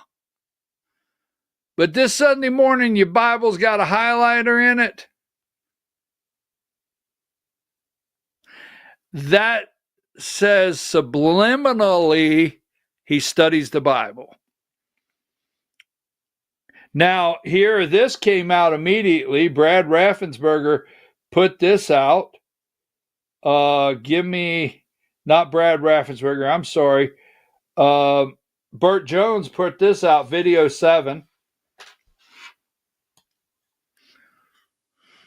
I love Georgia. I love being with you. But not every Georgia Republican is backing Trump. Meet Attorney General Chris Carr and Secretary of State Brad Raffensperger. Georgia's team never Trump. Brad Raffensperger? When Trump needed his help, Raffensperger turned his back time and time again. One of the worst Secretary of States in America, Rhino Brad Raffensperger. And Trump called Attorney General Carr a disaster every step of the way. Your Attorney General, who unfortunately has not decided to get involved. Only one candidate stands with President Trump and has his endorsement. A man I've known for a long time, Burt Jones. Burt Jones. Burt Jones. Thank you very much, Burt. Burt, think you're going to make a great governor for the state of Georgia, and we're with you every step of the way. Georgia knows it's good to have Trump's back. Burt Jones has backed Trump since day one. Is that enough? Is that enough? Will that be all he needs? Will he? I mean, because when you're endorsed by Donald J. Trump, and right here, as you well know, I have the hat. I have the whole uniform. I've got the pin. I got the watch. But I'm not Trump. when you're endorsed by Donald J. Trump, that's good. What are Trump's numbers like in Georgia today? Right? What are they like? Well, I know in this audience, he's batting 1,000 or he's batting 98% or maybe 96. I do have a couple of you that do not send me very flattering comments concerning the president, but some of you out there. But I just want to say, when you have Trump's endorsement, that's good. But you're not Trump. So he immediately comes out with that, and I get it. Now, 67, who is he in the race for? Right?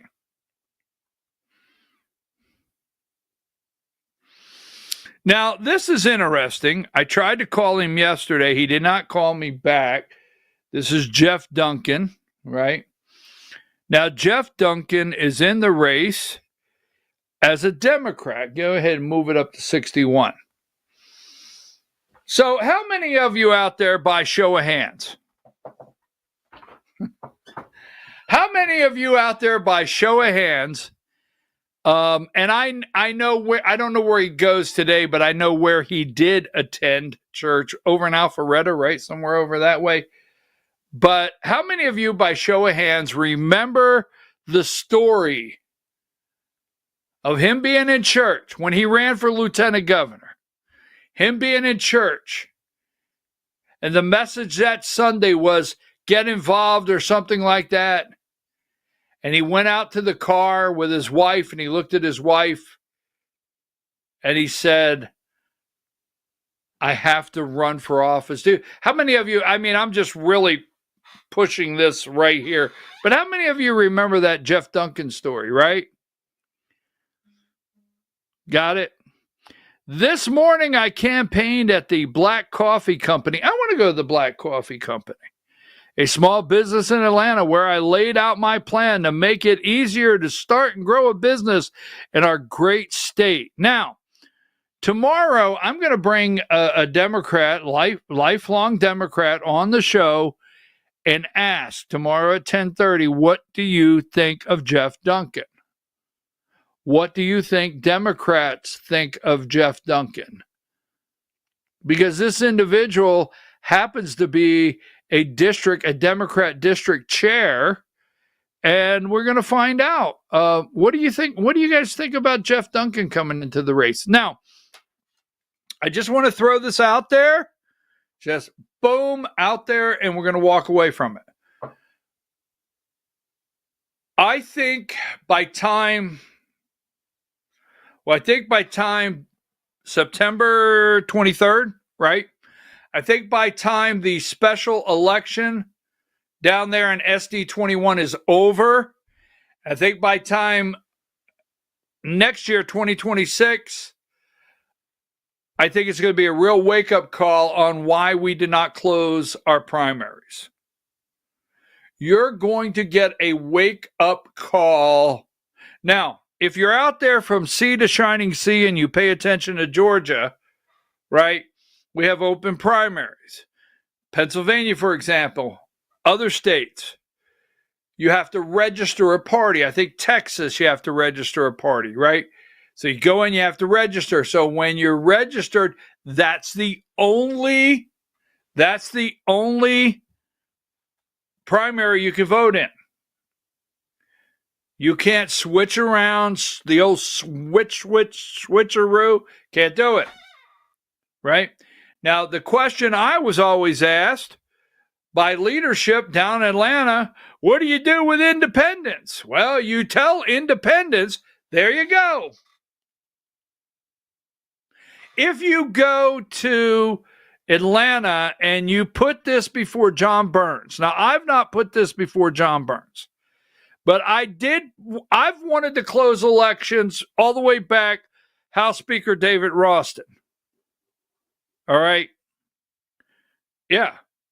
And I went into I went to the Capitol, and I went into House Speaker David Ralston's office, And I said, Mr. Speaker, he said, what can I do for you today? And I said, Mr. Speaker, I want to close the primaries in Georgia. I want to close the primaries. Now, this was after the Kelly Loeffler debacle. I said, I do not want open primaries. I do not want jungle primaries any longer. I want to fix this, and I want to do it now. This was after the Kelly Loeffler. And his question, he told me, he said, I don't disagree with closing the primaries, but can you get back to me and tell me what do we do with the independents? What do we do with them? And I thought to myself that day, just tell the independents you got to register to vote one way or the other. But that stuck with me. What do we do? Anytime you ask them, what do we do with the independents? And I'm going to tell you why that's important. Now, someone brought him into the race. Someone brought Jeff Duncan into the race. Got it? Someone did. Talking more about that. We got plenty to talk about. But let me put this out there, and let me make sure in the Georgia area, what else I may have this morning I want to make sure is out there. I think we could just go with this morning. But over here, take that down. I want full screen. I need full screen before the 10:30 slot. Over here, Republican. See that? Did you see it? What side is that? On your right side. I got to be careful with that left and right. I'm going to get viewers going to be telling me. Over here, Republican. See that slice right there? Over here, Democrat. See that slice right there? What's that? Independent. The independent voter. Got it? You with me? Right, left, something, independent. Now, this voter right here that claims to be independent can go in and pull a ballot. Republican, you and I, we're always going to go in and pull a Republican ballot, right? We have the choice. It's an open primary. Over here, Democrats, they're going to go in and they're going to pull a Democrat ballot, and we don't even have to worry. We don't have to worry this time because they got several real Democrats that they got to vote for. So they're going to pull a Democrat ballot. You're going to pull a Republican ballot. Now you got this right here. So you have that Metro vote. There's some Republican Metro vote. There's some Republican Metro vote. There's some Democrat Metro vote. There's some independents out there. Wonder if an independent that is actually moderate will pull a Democrat ballot because they think Jeff Duncan is moderate. Wonder if an independent who considers themselves moderate will pull a Republican ballot because they think Brad Raffensperger is moderate. There's a reason Jeff Duncan is in the race. I can explain it all day long. All right, we're going to take a 2-minute break. When we come back, we're going to have Dr. Randall E. Trammell, running for Georgia State School Superintendent, is going to be with us. And I think you're going to find this very interesting because the most important thing in our future is our children when we return.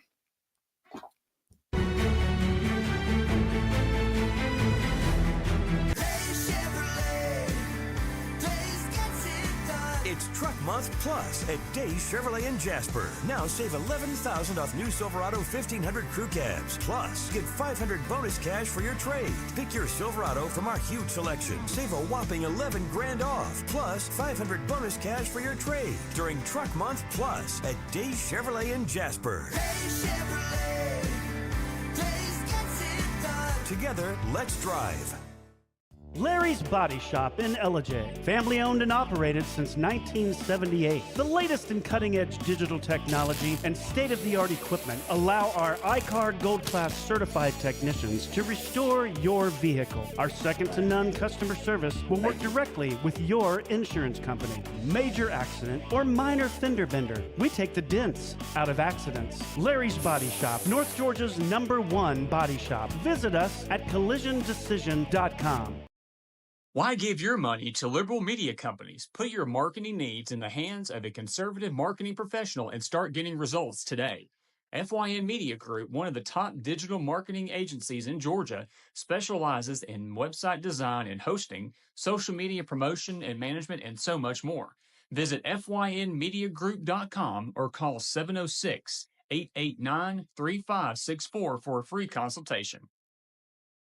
Welcome to El Rey Azteca Mexican Restaurant. We invite you to indulge your senses with our from-scratch authentic Mexican food. Whether you are hungry for fajitas or the El Rey Azteca burrito, we offer a wide variety of fine Mexican dishes, drinks, and desserts. Our inviting patio, indoor seating, and bar has a seat for everyone. So come to El Rey Azteca for delicious food, great drinks, good friends, and loads of fun in a casual and friendly atmosphere.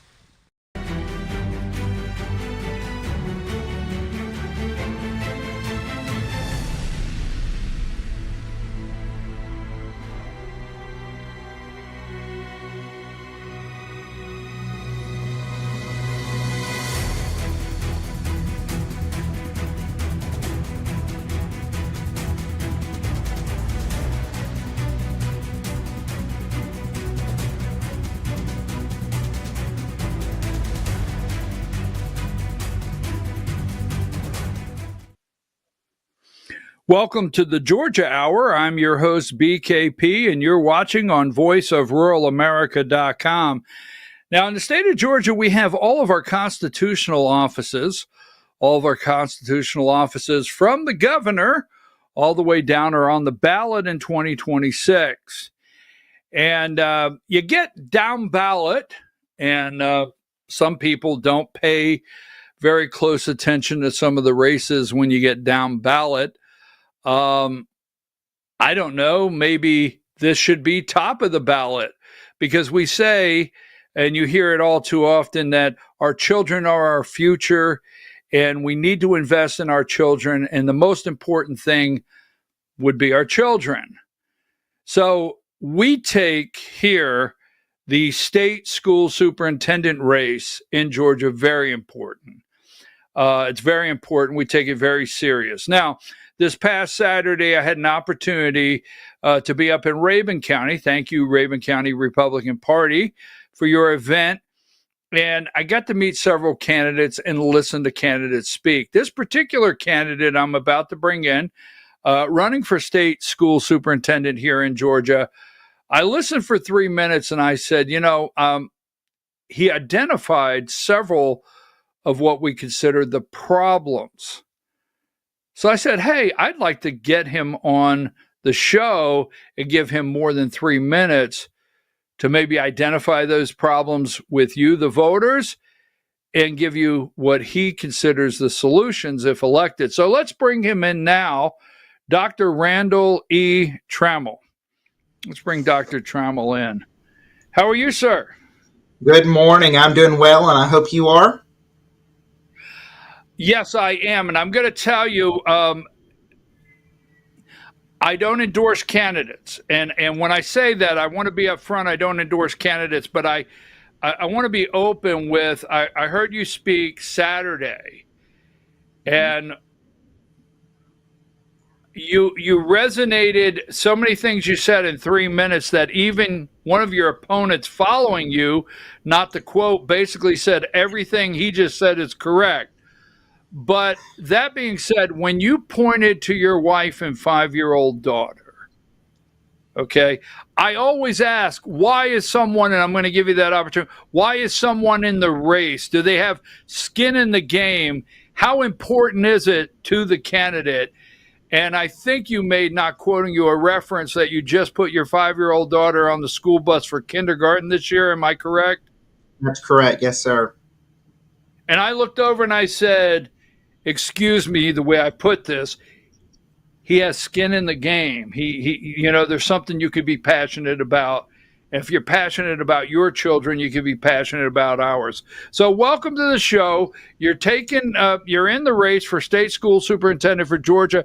Let's take just a minute here before we start breaking down this long list I want to get into. Why are you in the race? What are the reasons that you decided to run for this office? Well, that's a great question. And quite frankly, you hit the nail on the head. I've got 3 young children, my youngest being 5 and in kindergarten this year. My middle son is named Lincoln, which I guess you can tell I sort of like Abraham Lincoln. I named him after him. He's in 3rd grade. And then my 4th grade daughter is Georgia Caroline. And so they are the reason, until you've sat at the kitchen table and tried to do their homework with them and goodness. And last year, the math homework is like, I don't even know what this mess is. So until you've done that, it's hard to really know what impact your local schools and your state school system can have. And quite frankly, I just don't like where we stand in the nation. We're the number 1 state to do business in, but we're number 38 in the nation for education. As the country folks say, that math ain't mathin'. And I want to make sure that my kids have the very best educational opportunities. And I think that every one of your listeners and everyone in the state of Georgia wants to make sure the same for their own children. Okay, so first of all, if you put in country folk, I may come back with something soon. All right, but That's okay, let's build on that. No, you can't do any better than bringing in some country folk, because that's what I think in general. That's what I think overall solution is we got to get back to the basics. But that being said, are all 3 of your children in the public school system? They absolutely are. They're here in Bartow County at the school that their mom teaches at. We've always been in public school. I grew up in public school. I am 100% committed to making sure that all of our local public schools are excellent.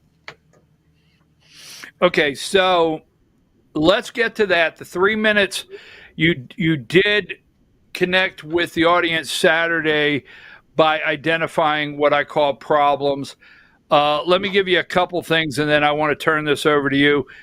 This is a national assessment. This is not Georgia, but I'm for sure you're aware of the national assessment that just came out. 12th grade test scores, 35% proficient in reading, 22% proficient in math. Again, national assessment, 8th grade test scores, 31% proficient in science. I don't know exactly where Georgia lined up with that. But now let's go to Georgia. 38th in the nation, ranked 38th in the nation. And we love our friends in Mississippi. So for those out there in Mississippi, but we are behind Mississippi now. Correct? So that's correct. Take that and start applying that to where we're at. Tell us a little bit of where we're at, maybe how you think we got here, and what some of the things are the turnarounds. For sure. Well, so that's a great question. So in math, 4th grade and 8th grade, we're trailing Mississippi. And they call it the Mississippi Miracle for a reason when they changed the way they teach reading, which is what the House bill did this past year that Representative Bethany Ballard out of Houston County put in, and they're teaching what is now called the science of reading. Folks that have been around for a while know it as phonics. You may remember the commercial from the 80s, Hooked on Phonics Worked for Me. Well, it worked for Mississippi, and it took them from the bottom of the barrel to the top. And what we found too is when their reading scores increased, so did their math scores. So we've got to make sure that we are teaching the methods appropriately. We've got to make sure that our teachers are using things that work. And we've got to make sure that really it's not hard work. I mean, it's get back to the basics: reading, writing, and arithmetic. We need to make sure that our students understand these common basics. And if we see that they are not, we need to stop the presses. We need to make sure that little Johnny or little Susie or whatever the child's name is absolutely has that emergency intervention if they come to that third grade critical point and can't read. Well, then let's pull them out of the specials, the PE or art or whatever, until we can get them that hands-on help that they need so they can be successful. Quite simply put, Brian, if you can't read, you can't succeed. I have a lot of friends that are English teachers, English majors. They like to focus in on me because I'm a grammatical nightmare. So for some reason, I've made so many friends that are English teachers. And let me just say this.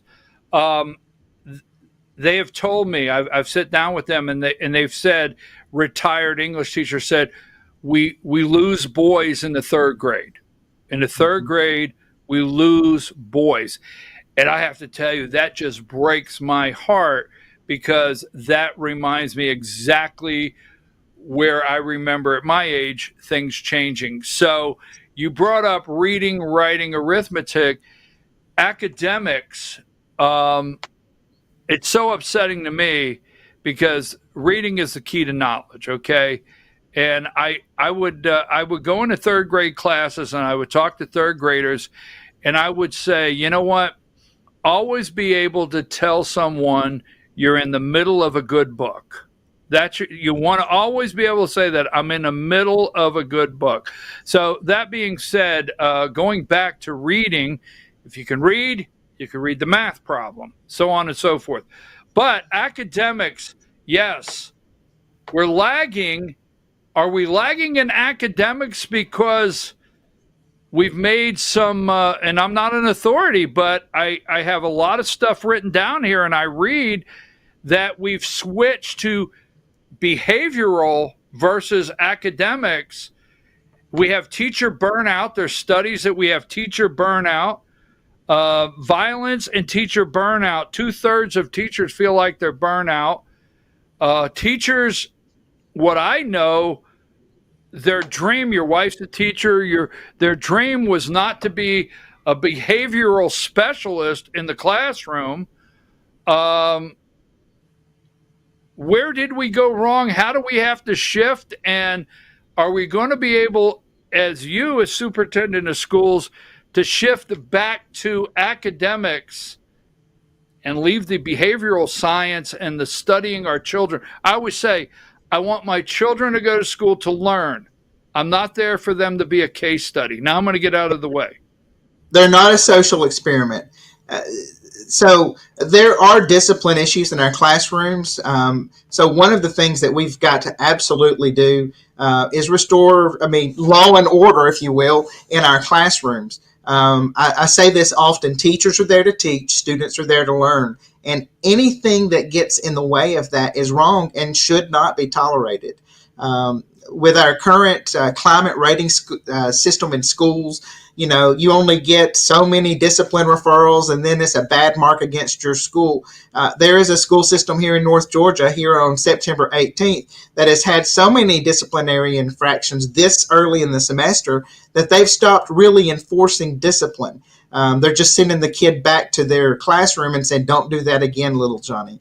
Well, the truth is, if that child comes back into the classroom and has not been truly held accountable for his or her actions, then he's going to continue misbehaving and is going to continue distracting your children and my children from learning the best, and that's going to continue making the teachers frustrated. Teachers are there to teach. Their dream was not to deal with all these behavior issues. So yes, we've got to get back to the basics. We've got to make sure that our classrooms are safe, not only from external threats. We had the 1 year anniversary a couple weeks ago of Appalachia, but sometimes the threats are internal. I can't tell you how many teachers have been injured in the classroom by students. And also, I think it's high time, we keep saying, well, we had COVID and the school system shut down. Well, at some point in time, we have to say, you know what? We've got to take accountability for our actions. This is where we are. What are we going to do today so that we can make tomorrow better? And yes, COVID was awful and it it challenged our educational system.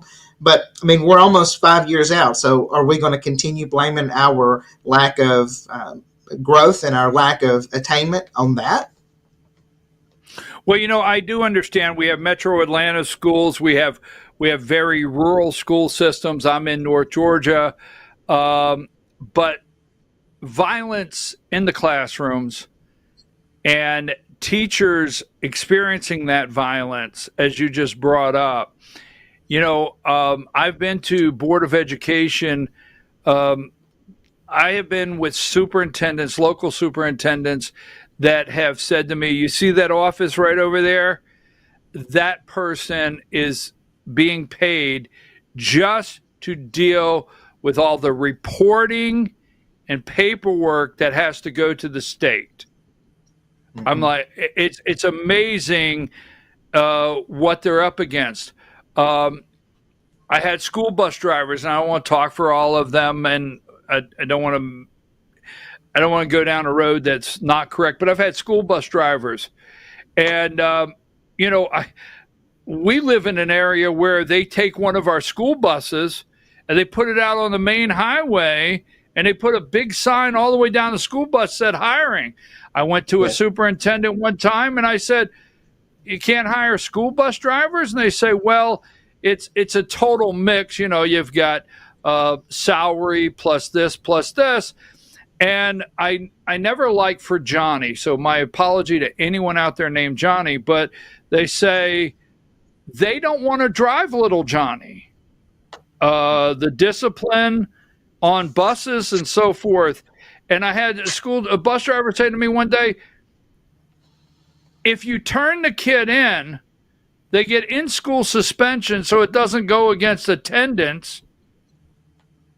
What are we going to do behavior-wise? 2 days ago or 3 days ago, I was sent a video down there in Savannah, kids fighting in the hall. I mean, it was vicious what was going on in the hallway, and teachers are just up against. Give me some solutions. Give me Randall Trammell, Dr. Randall Trammell, State Superintendent of Schools.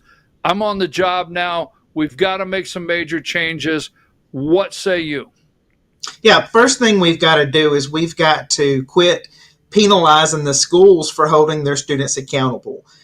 So the school climate system that we have now is measuring the wrong things, in my opinion. If those children seem to be or continue to be disruptive, get them out of that classroom.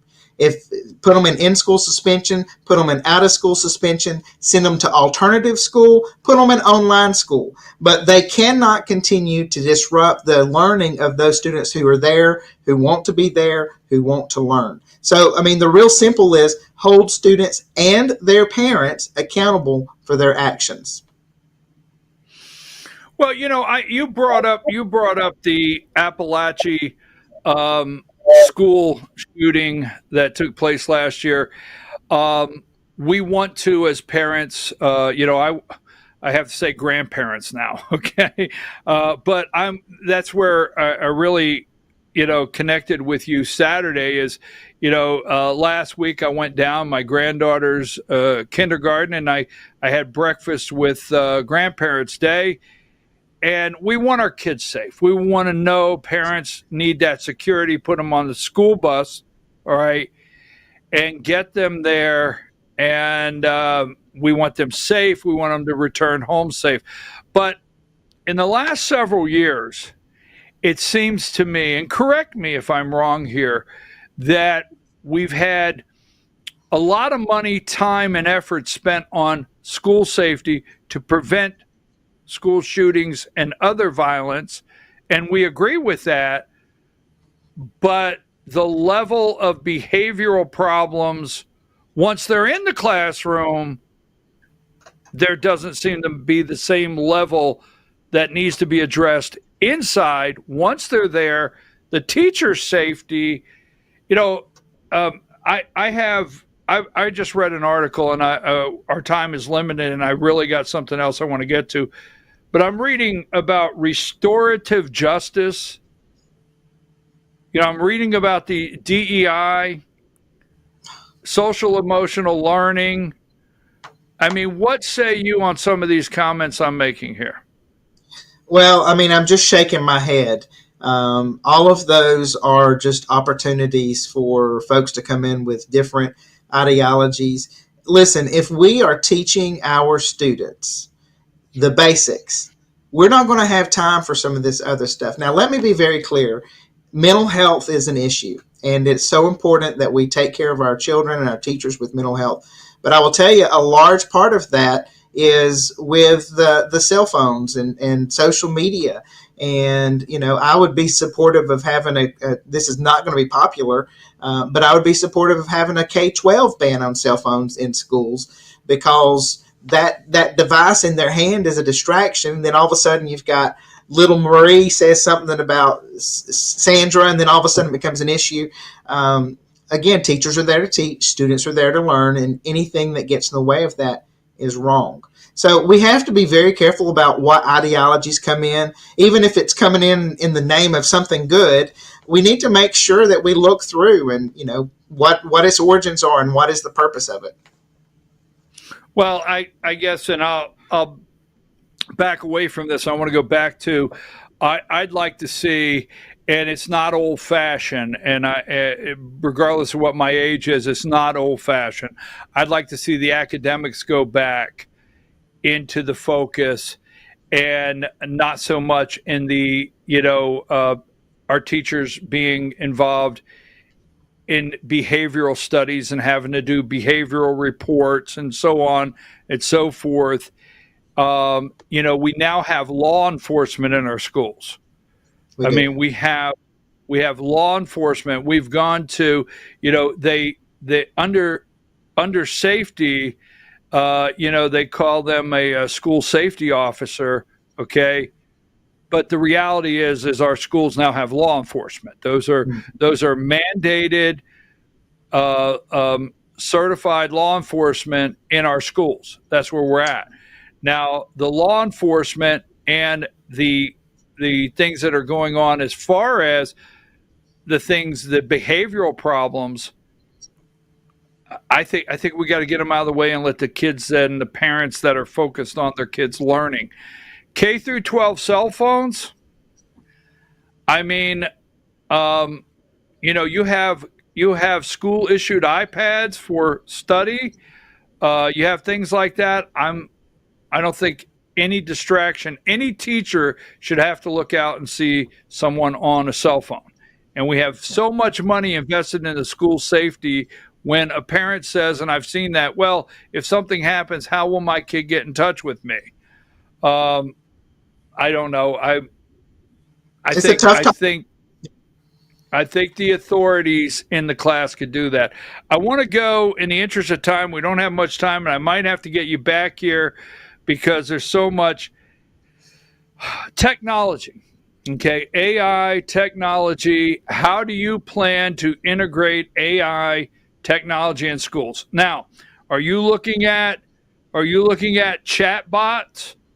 Because I just read an article the other day where there's school systems, and I'm not saying here in Georgia, where you could actually assign a chatbot to every kid to now be a tutor. So there's a side that says, wow, we don't have to look for tutors after school. We can assign a chatbot. How do you plan to integrate? Now, me personally, I don't want our school systems to lose the human touch of teachers and that part, but we do know technology is moving forward. How do you plan to integrate that? And do you plan to keep the one-on-one with the teacher in place? Well, you cannot replace that one-on-one human interaction. That's so important. I think we have to be open to the idea of using technology in the classroom. It is there, and it can do a lot. So from using it to help teachers with lesson plannings and differentiated instruction. So, for example, in a classroom, you may have someone on a very low level and someone on a medium level, someone on a high level in that one class, and having the ability for the teacher to reach all of them in their specific need areas is incredible.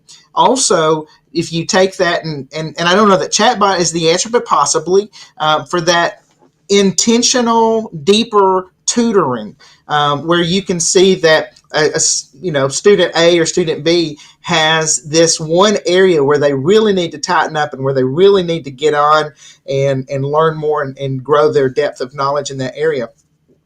Why not use every tool available to give that student a leg up? And so I think that we have got to be on the cutting edge. We've got to use it as a way to innovate in our classrooms and to use it as a supplemental. But I use that word supplemental, intentional, that it's got to be supplemental and not replacing our valued educators across the state. All right, I'm going to have to get you back here because I've got a lot more questions, and I can't tell you how much I appreciate it. But I want to switch this gear. I've always asked every candidate, Dr. Tremble, I've always asked why, when I say, why are you running? But I've run for office myself, and I know a lot of people throughout the years that run for office, and I know the questions they struggle with internally to make the decision to run. So my question is, why should the other guy not have the job? So not why are you running? Why should the other guy not have the job? If everything's going well, be specific of why the other guy shouldn't have the job. Well, that's a great question. Anytime you're putting yourself as a candidate, challenge someone who's in that seat, you're essentially saying, I can do the job better. And that's exactly what I'm saying.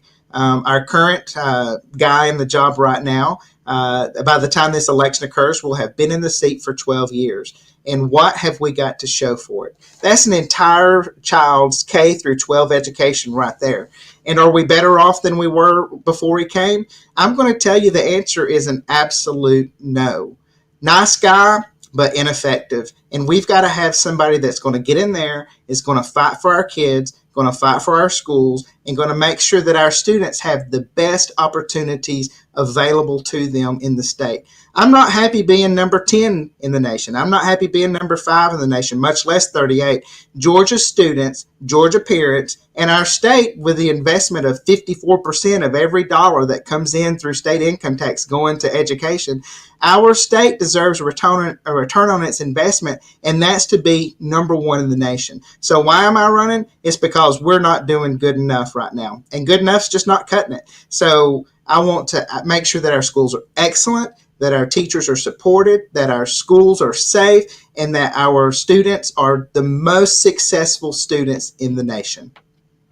Okay, give me this, because a lot of people don't understand the job, and even myself in some ways.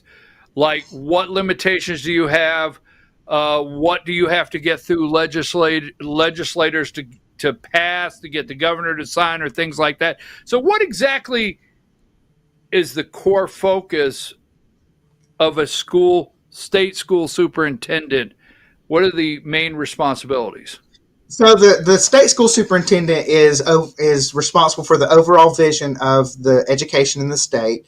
All of the standards that are taught K-12 go before the state Board of Education through the state school superintendent's recommendation. They're voted on there. A lot of it does have to do with accountability and transparency. So, for example, I don't know if you're following the Dublin City Schools, but they're in financial mess right now.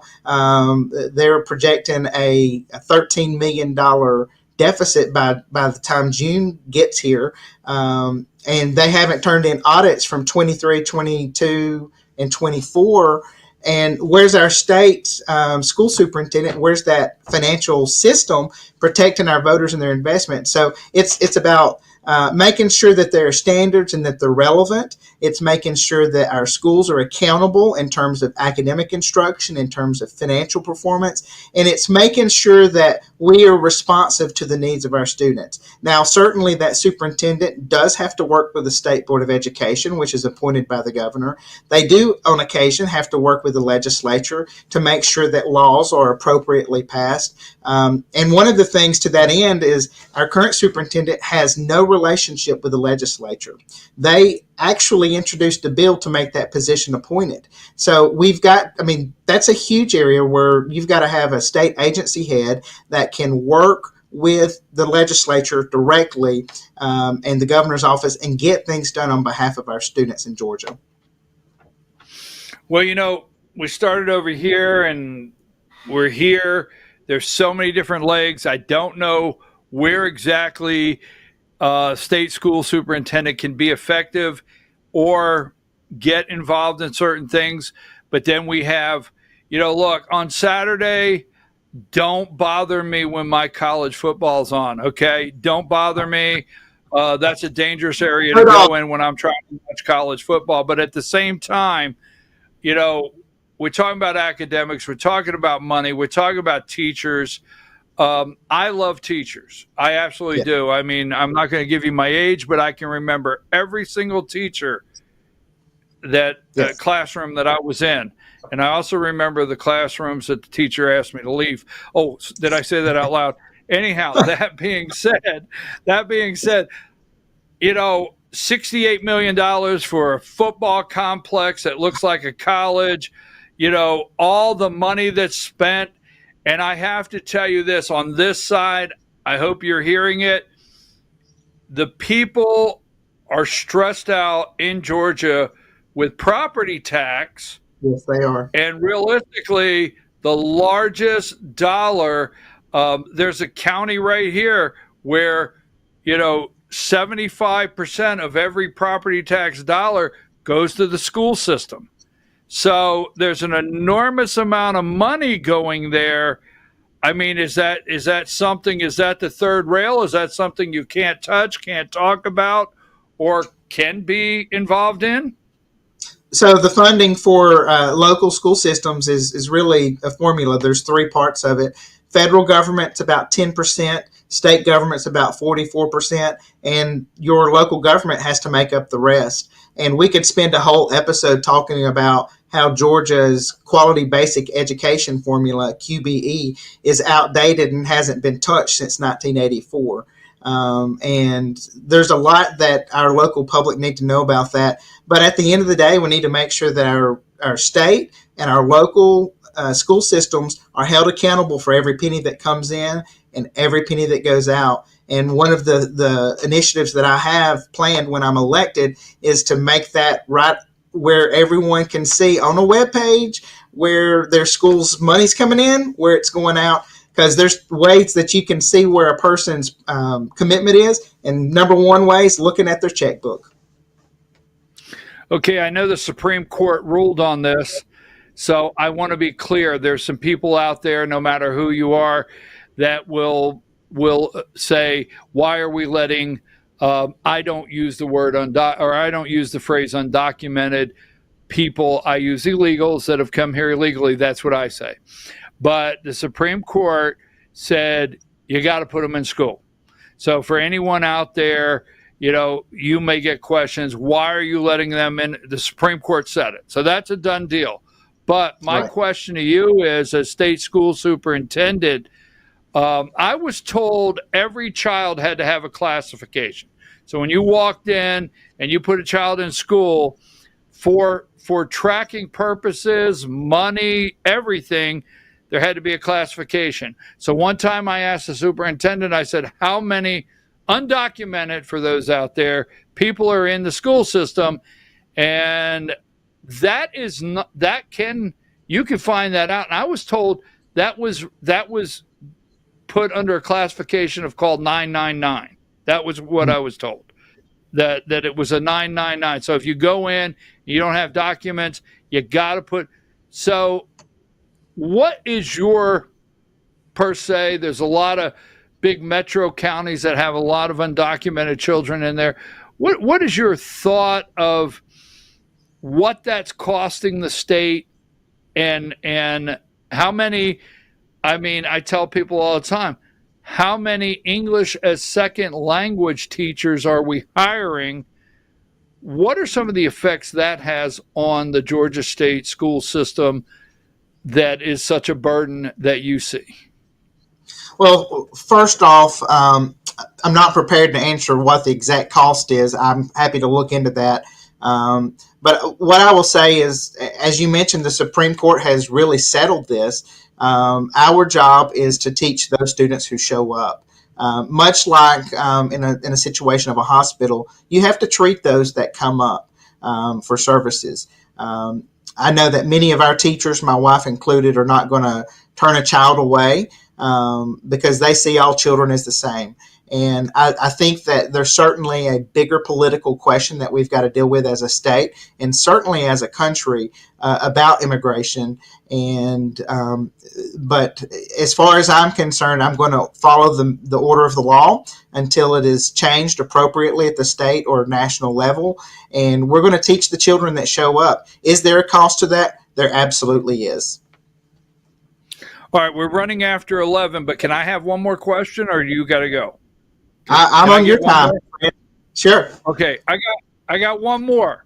All right. You may have wanted to say you got to go. All right, I got one more. I appreciate you this late. All right, so true story. Guys getting off this true story. This is not in Georgia though, in clarification. Guys getting off school bus, backpack, goes into the school, goes in the bathroom, puts on high heels and a wig. Well, wait a minute, it's a true story. Comes back out, all right, goes in the classroom. Earlier we picked on Johnny, so now it's Bobby's turn, all right? Or a boy named Sue. Okay. that was pretty good. That was pretty good. So, teacher says, Bobby, how are you this morning? My name's Barbara. Okay. Teacher's told, not in Georgia per se, teacher's told, don't get involved. Don't tell the parents. So the teacher has to call this child Barbara. Parent-teacher conference comes up, okay? Parent-teacher conference comes up. Parents come in.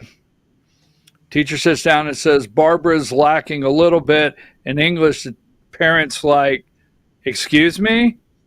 We're here for Bobby. Now, the reason I tell that's happening. That's happening, okay? And that's where I am personally. And I don't like to cross the line of personally where I'm at with my vote, because I have a vote. But that's where I'm at. I am absolutely want the teachers out of this mess, okay? And do you feel personally that as state school superintendent that parents should know this is happening, that parents should be involved? And if a kid comes in and says, I don't feel much like a boy today, that should not be hidden from the parents. Although that doesn't happen right now in Georgia, do you strongly support that parents should never be left out of that decision or not be aware of what's going on? Listen, I am a parent supportive. I'm a parent choice candidate, and we can talk more about that on another show. But first off, the parents are the ones that are legally responsible for that child. So every decision I feel that they need to be in. Parents need to know what they're teaching, sex ed and all of that sort of stuff. Parents need to be involved. And if a child were to come to me and say, I'm not feeling like a girl today or feeling like a boy today, I would probably tell that child, well, it sounds like you're sick and you need to go home. But parents need to be in the middle of everything, because those children in our classrooms are not wards of the state. they're not over our children. The state's not there to tell them any of that stuff. It needs to be the parents involved, and I'm 100% Barbara, Bobby, whatever. The parents should have been notified. And, there's some issues there that the parents can help sort through. Our teachers don't need to be dealing with that. I want to be 100%. I'm not against administrators. I won't go down that road. But me personally, this is a very personal comment for me. I want to be 100% academically focused on our teachers, their safety, and their ability to teach our children in the classroom so that they can read. No, wait a minute. So that they could read and write and know their gazintas. 2 goes into 4. See, I told you earlier you went country folk on me. I had to close with country folk. I always say you got to know your gazintas. Sir, I can't tell you how much I appreciate you. I appreciate you stepping out to run. I know we've gone a little long and being on the show. And we probably going to have viewers with a lot more questions. My phone is buzzing over here, so I'm probably going to get asked this and so forth. But we appreciate you very much. Thank you very much. And we wish you well in the campaign.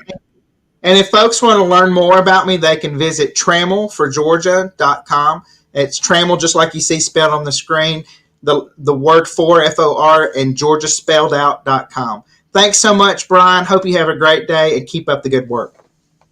You too. I appreciate it. Thank you. Yes, sir. Bye-bye. All right, Diane, that's the end of the Georgia Hour for today. We have put out to several other candidates. Now, if a candidate's out there, and here's our rule, no one leaves feeling disrespected. We don't do that. We have firm conversations with candidates. We ask some pretty tough questions, but the questions, we make sure they surround the office that they're seeking, right?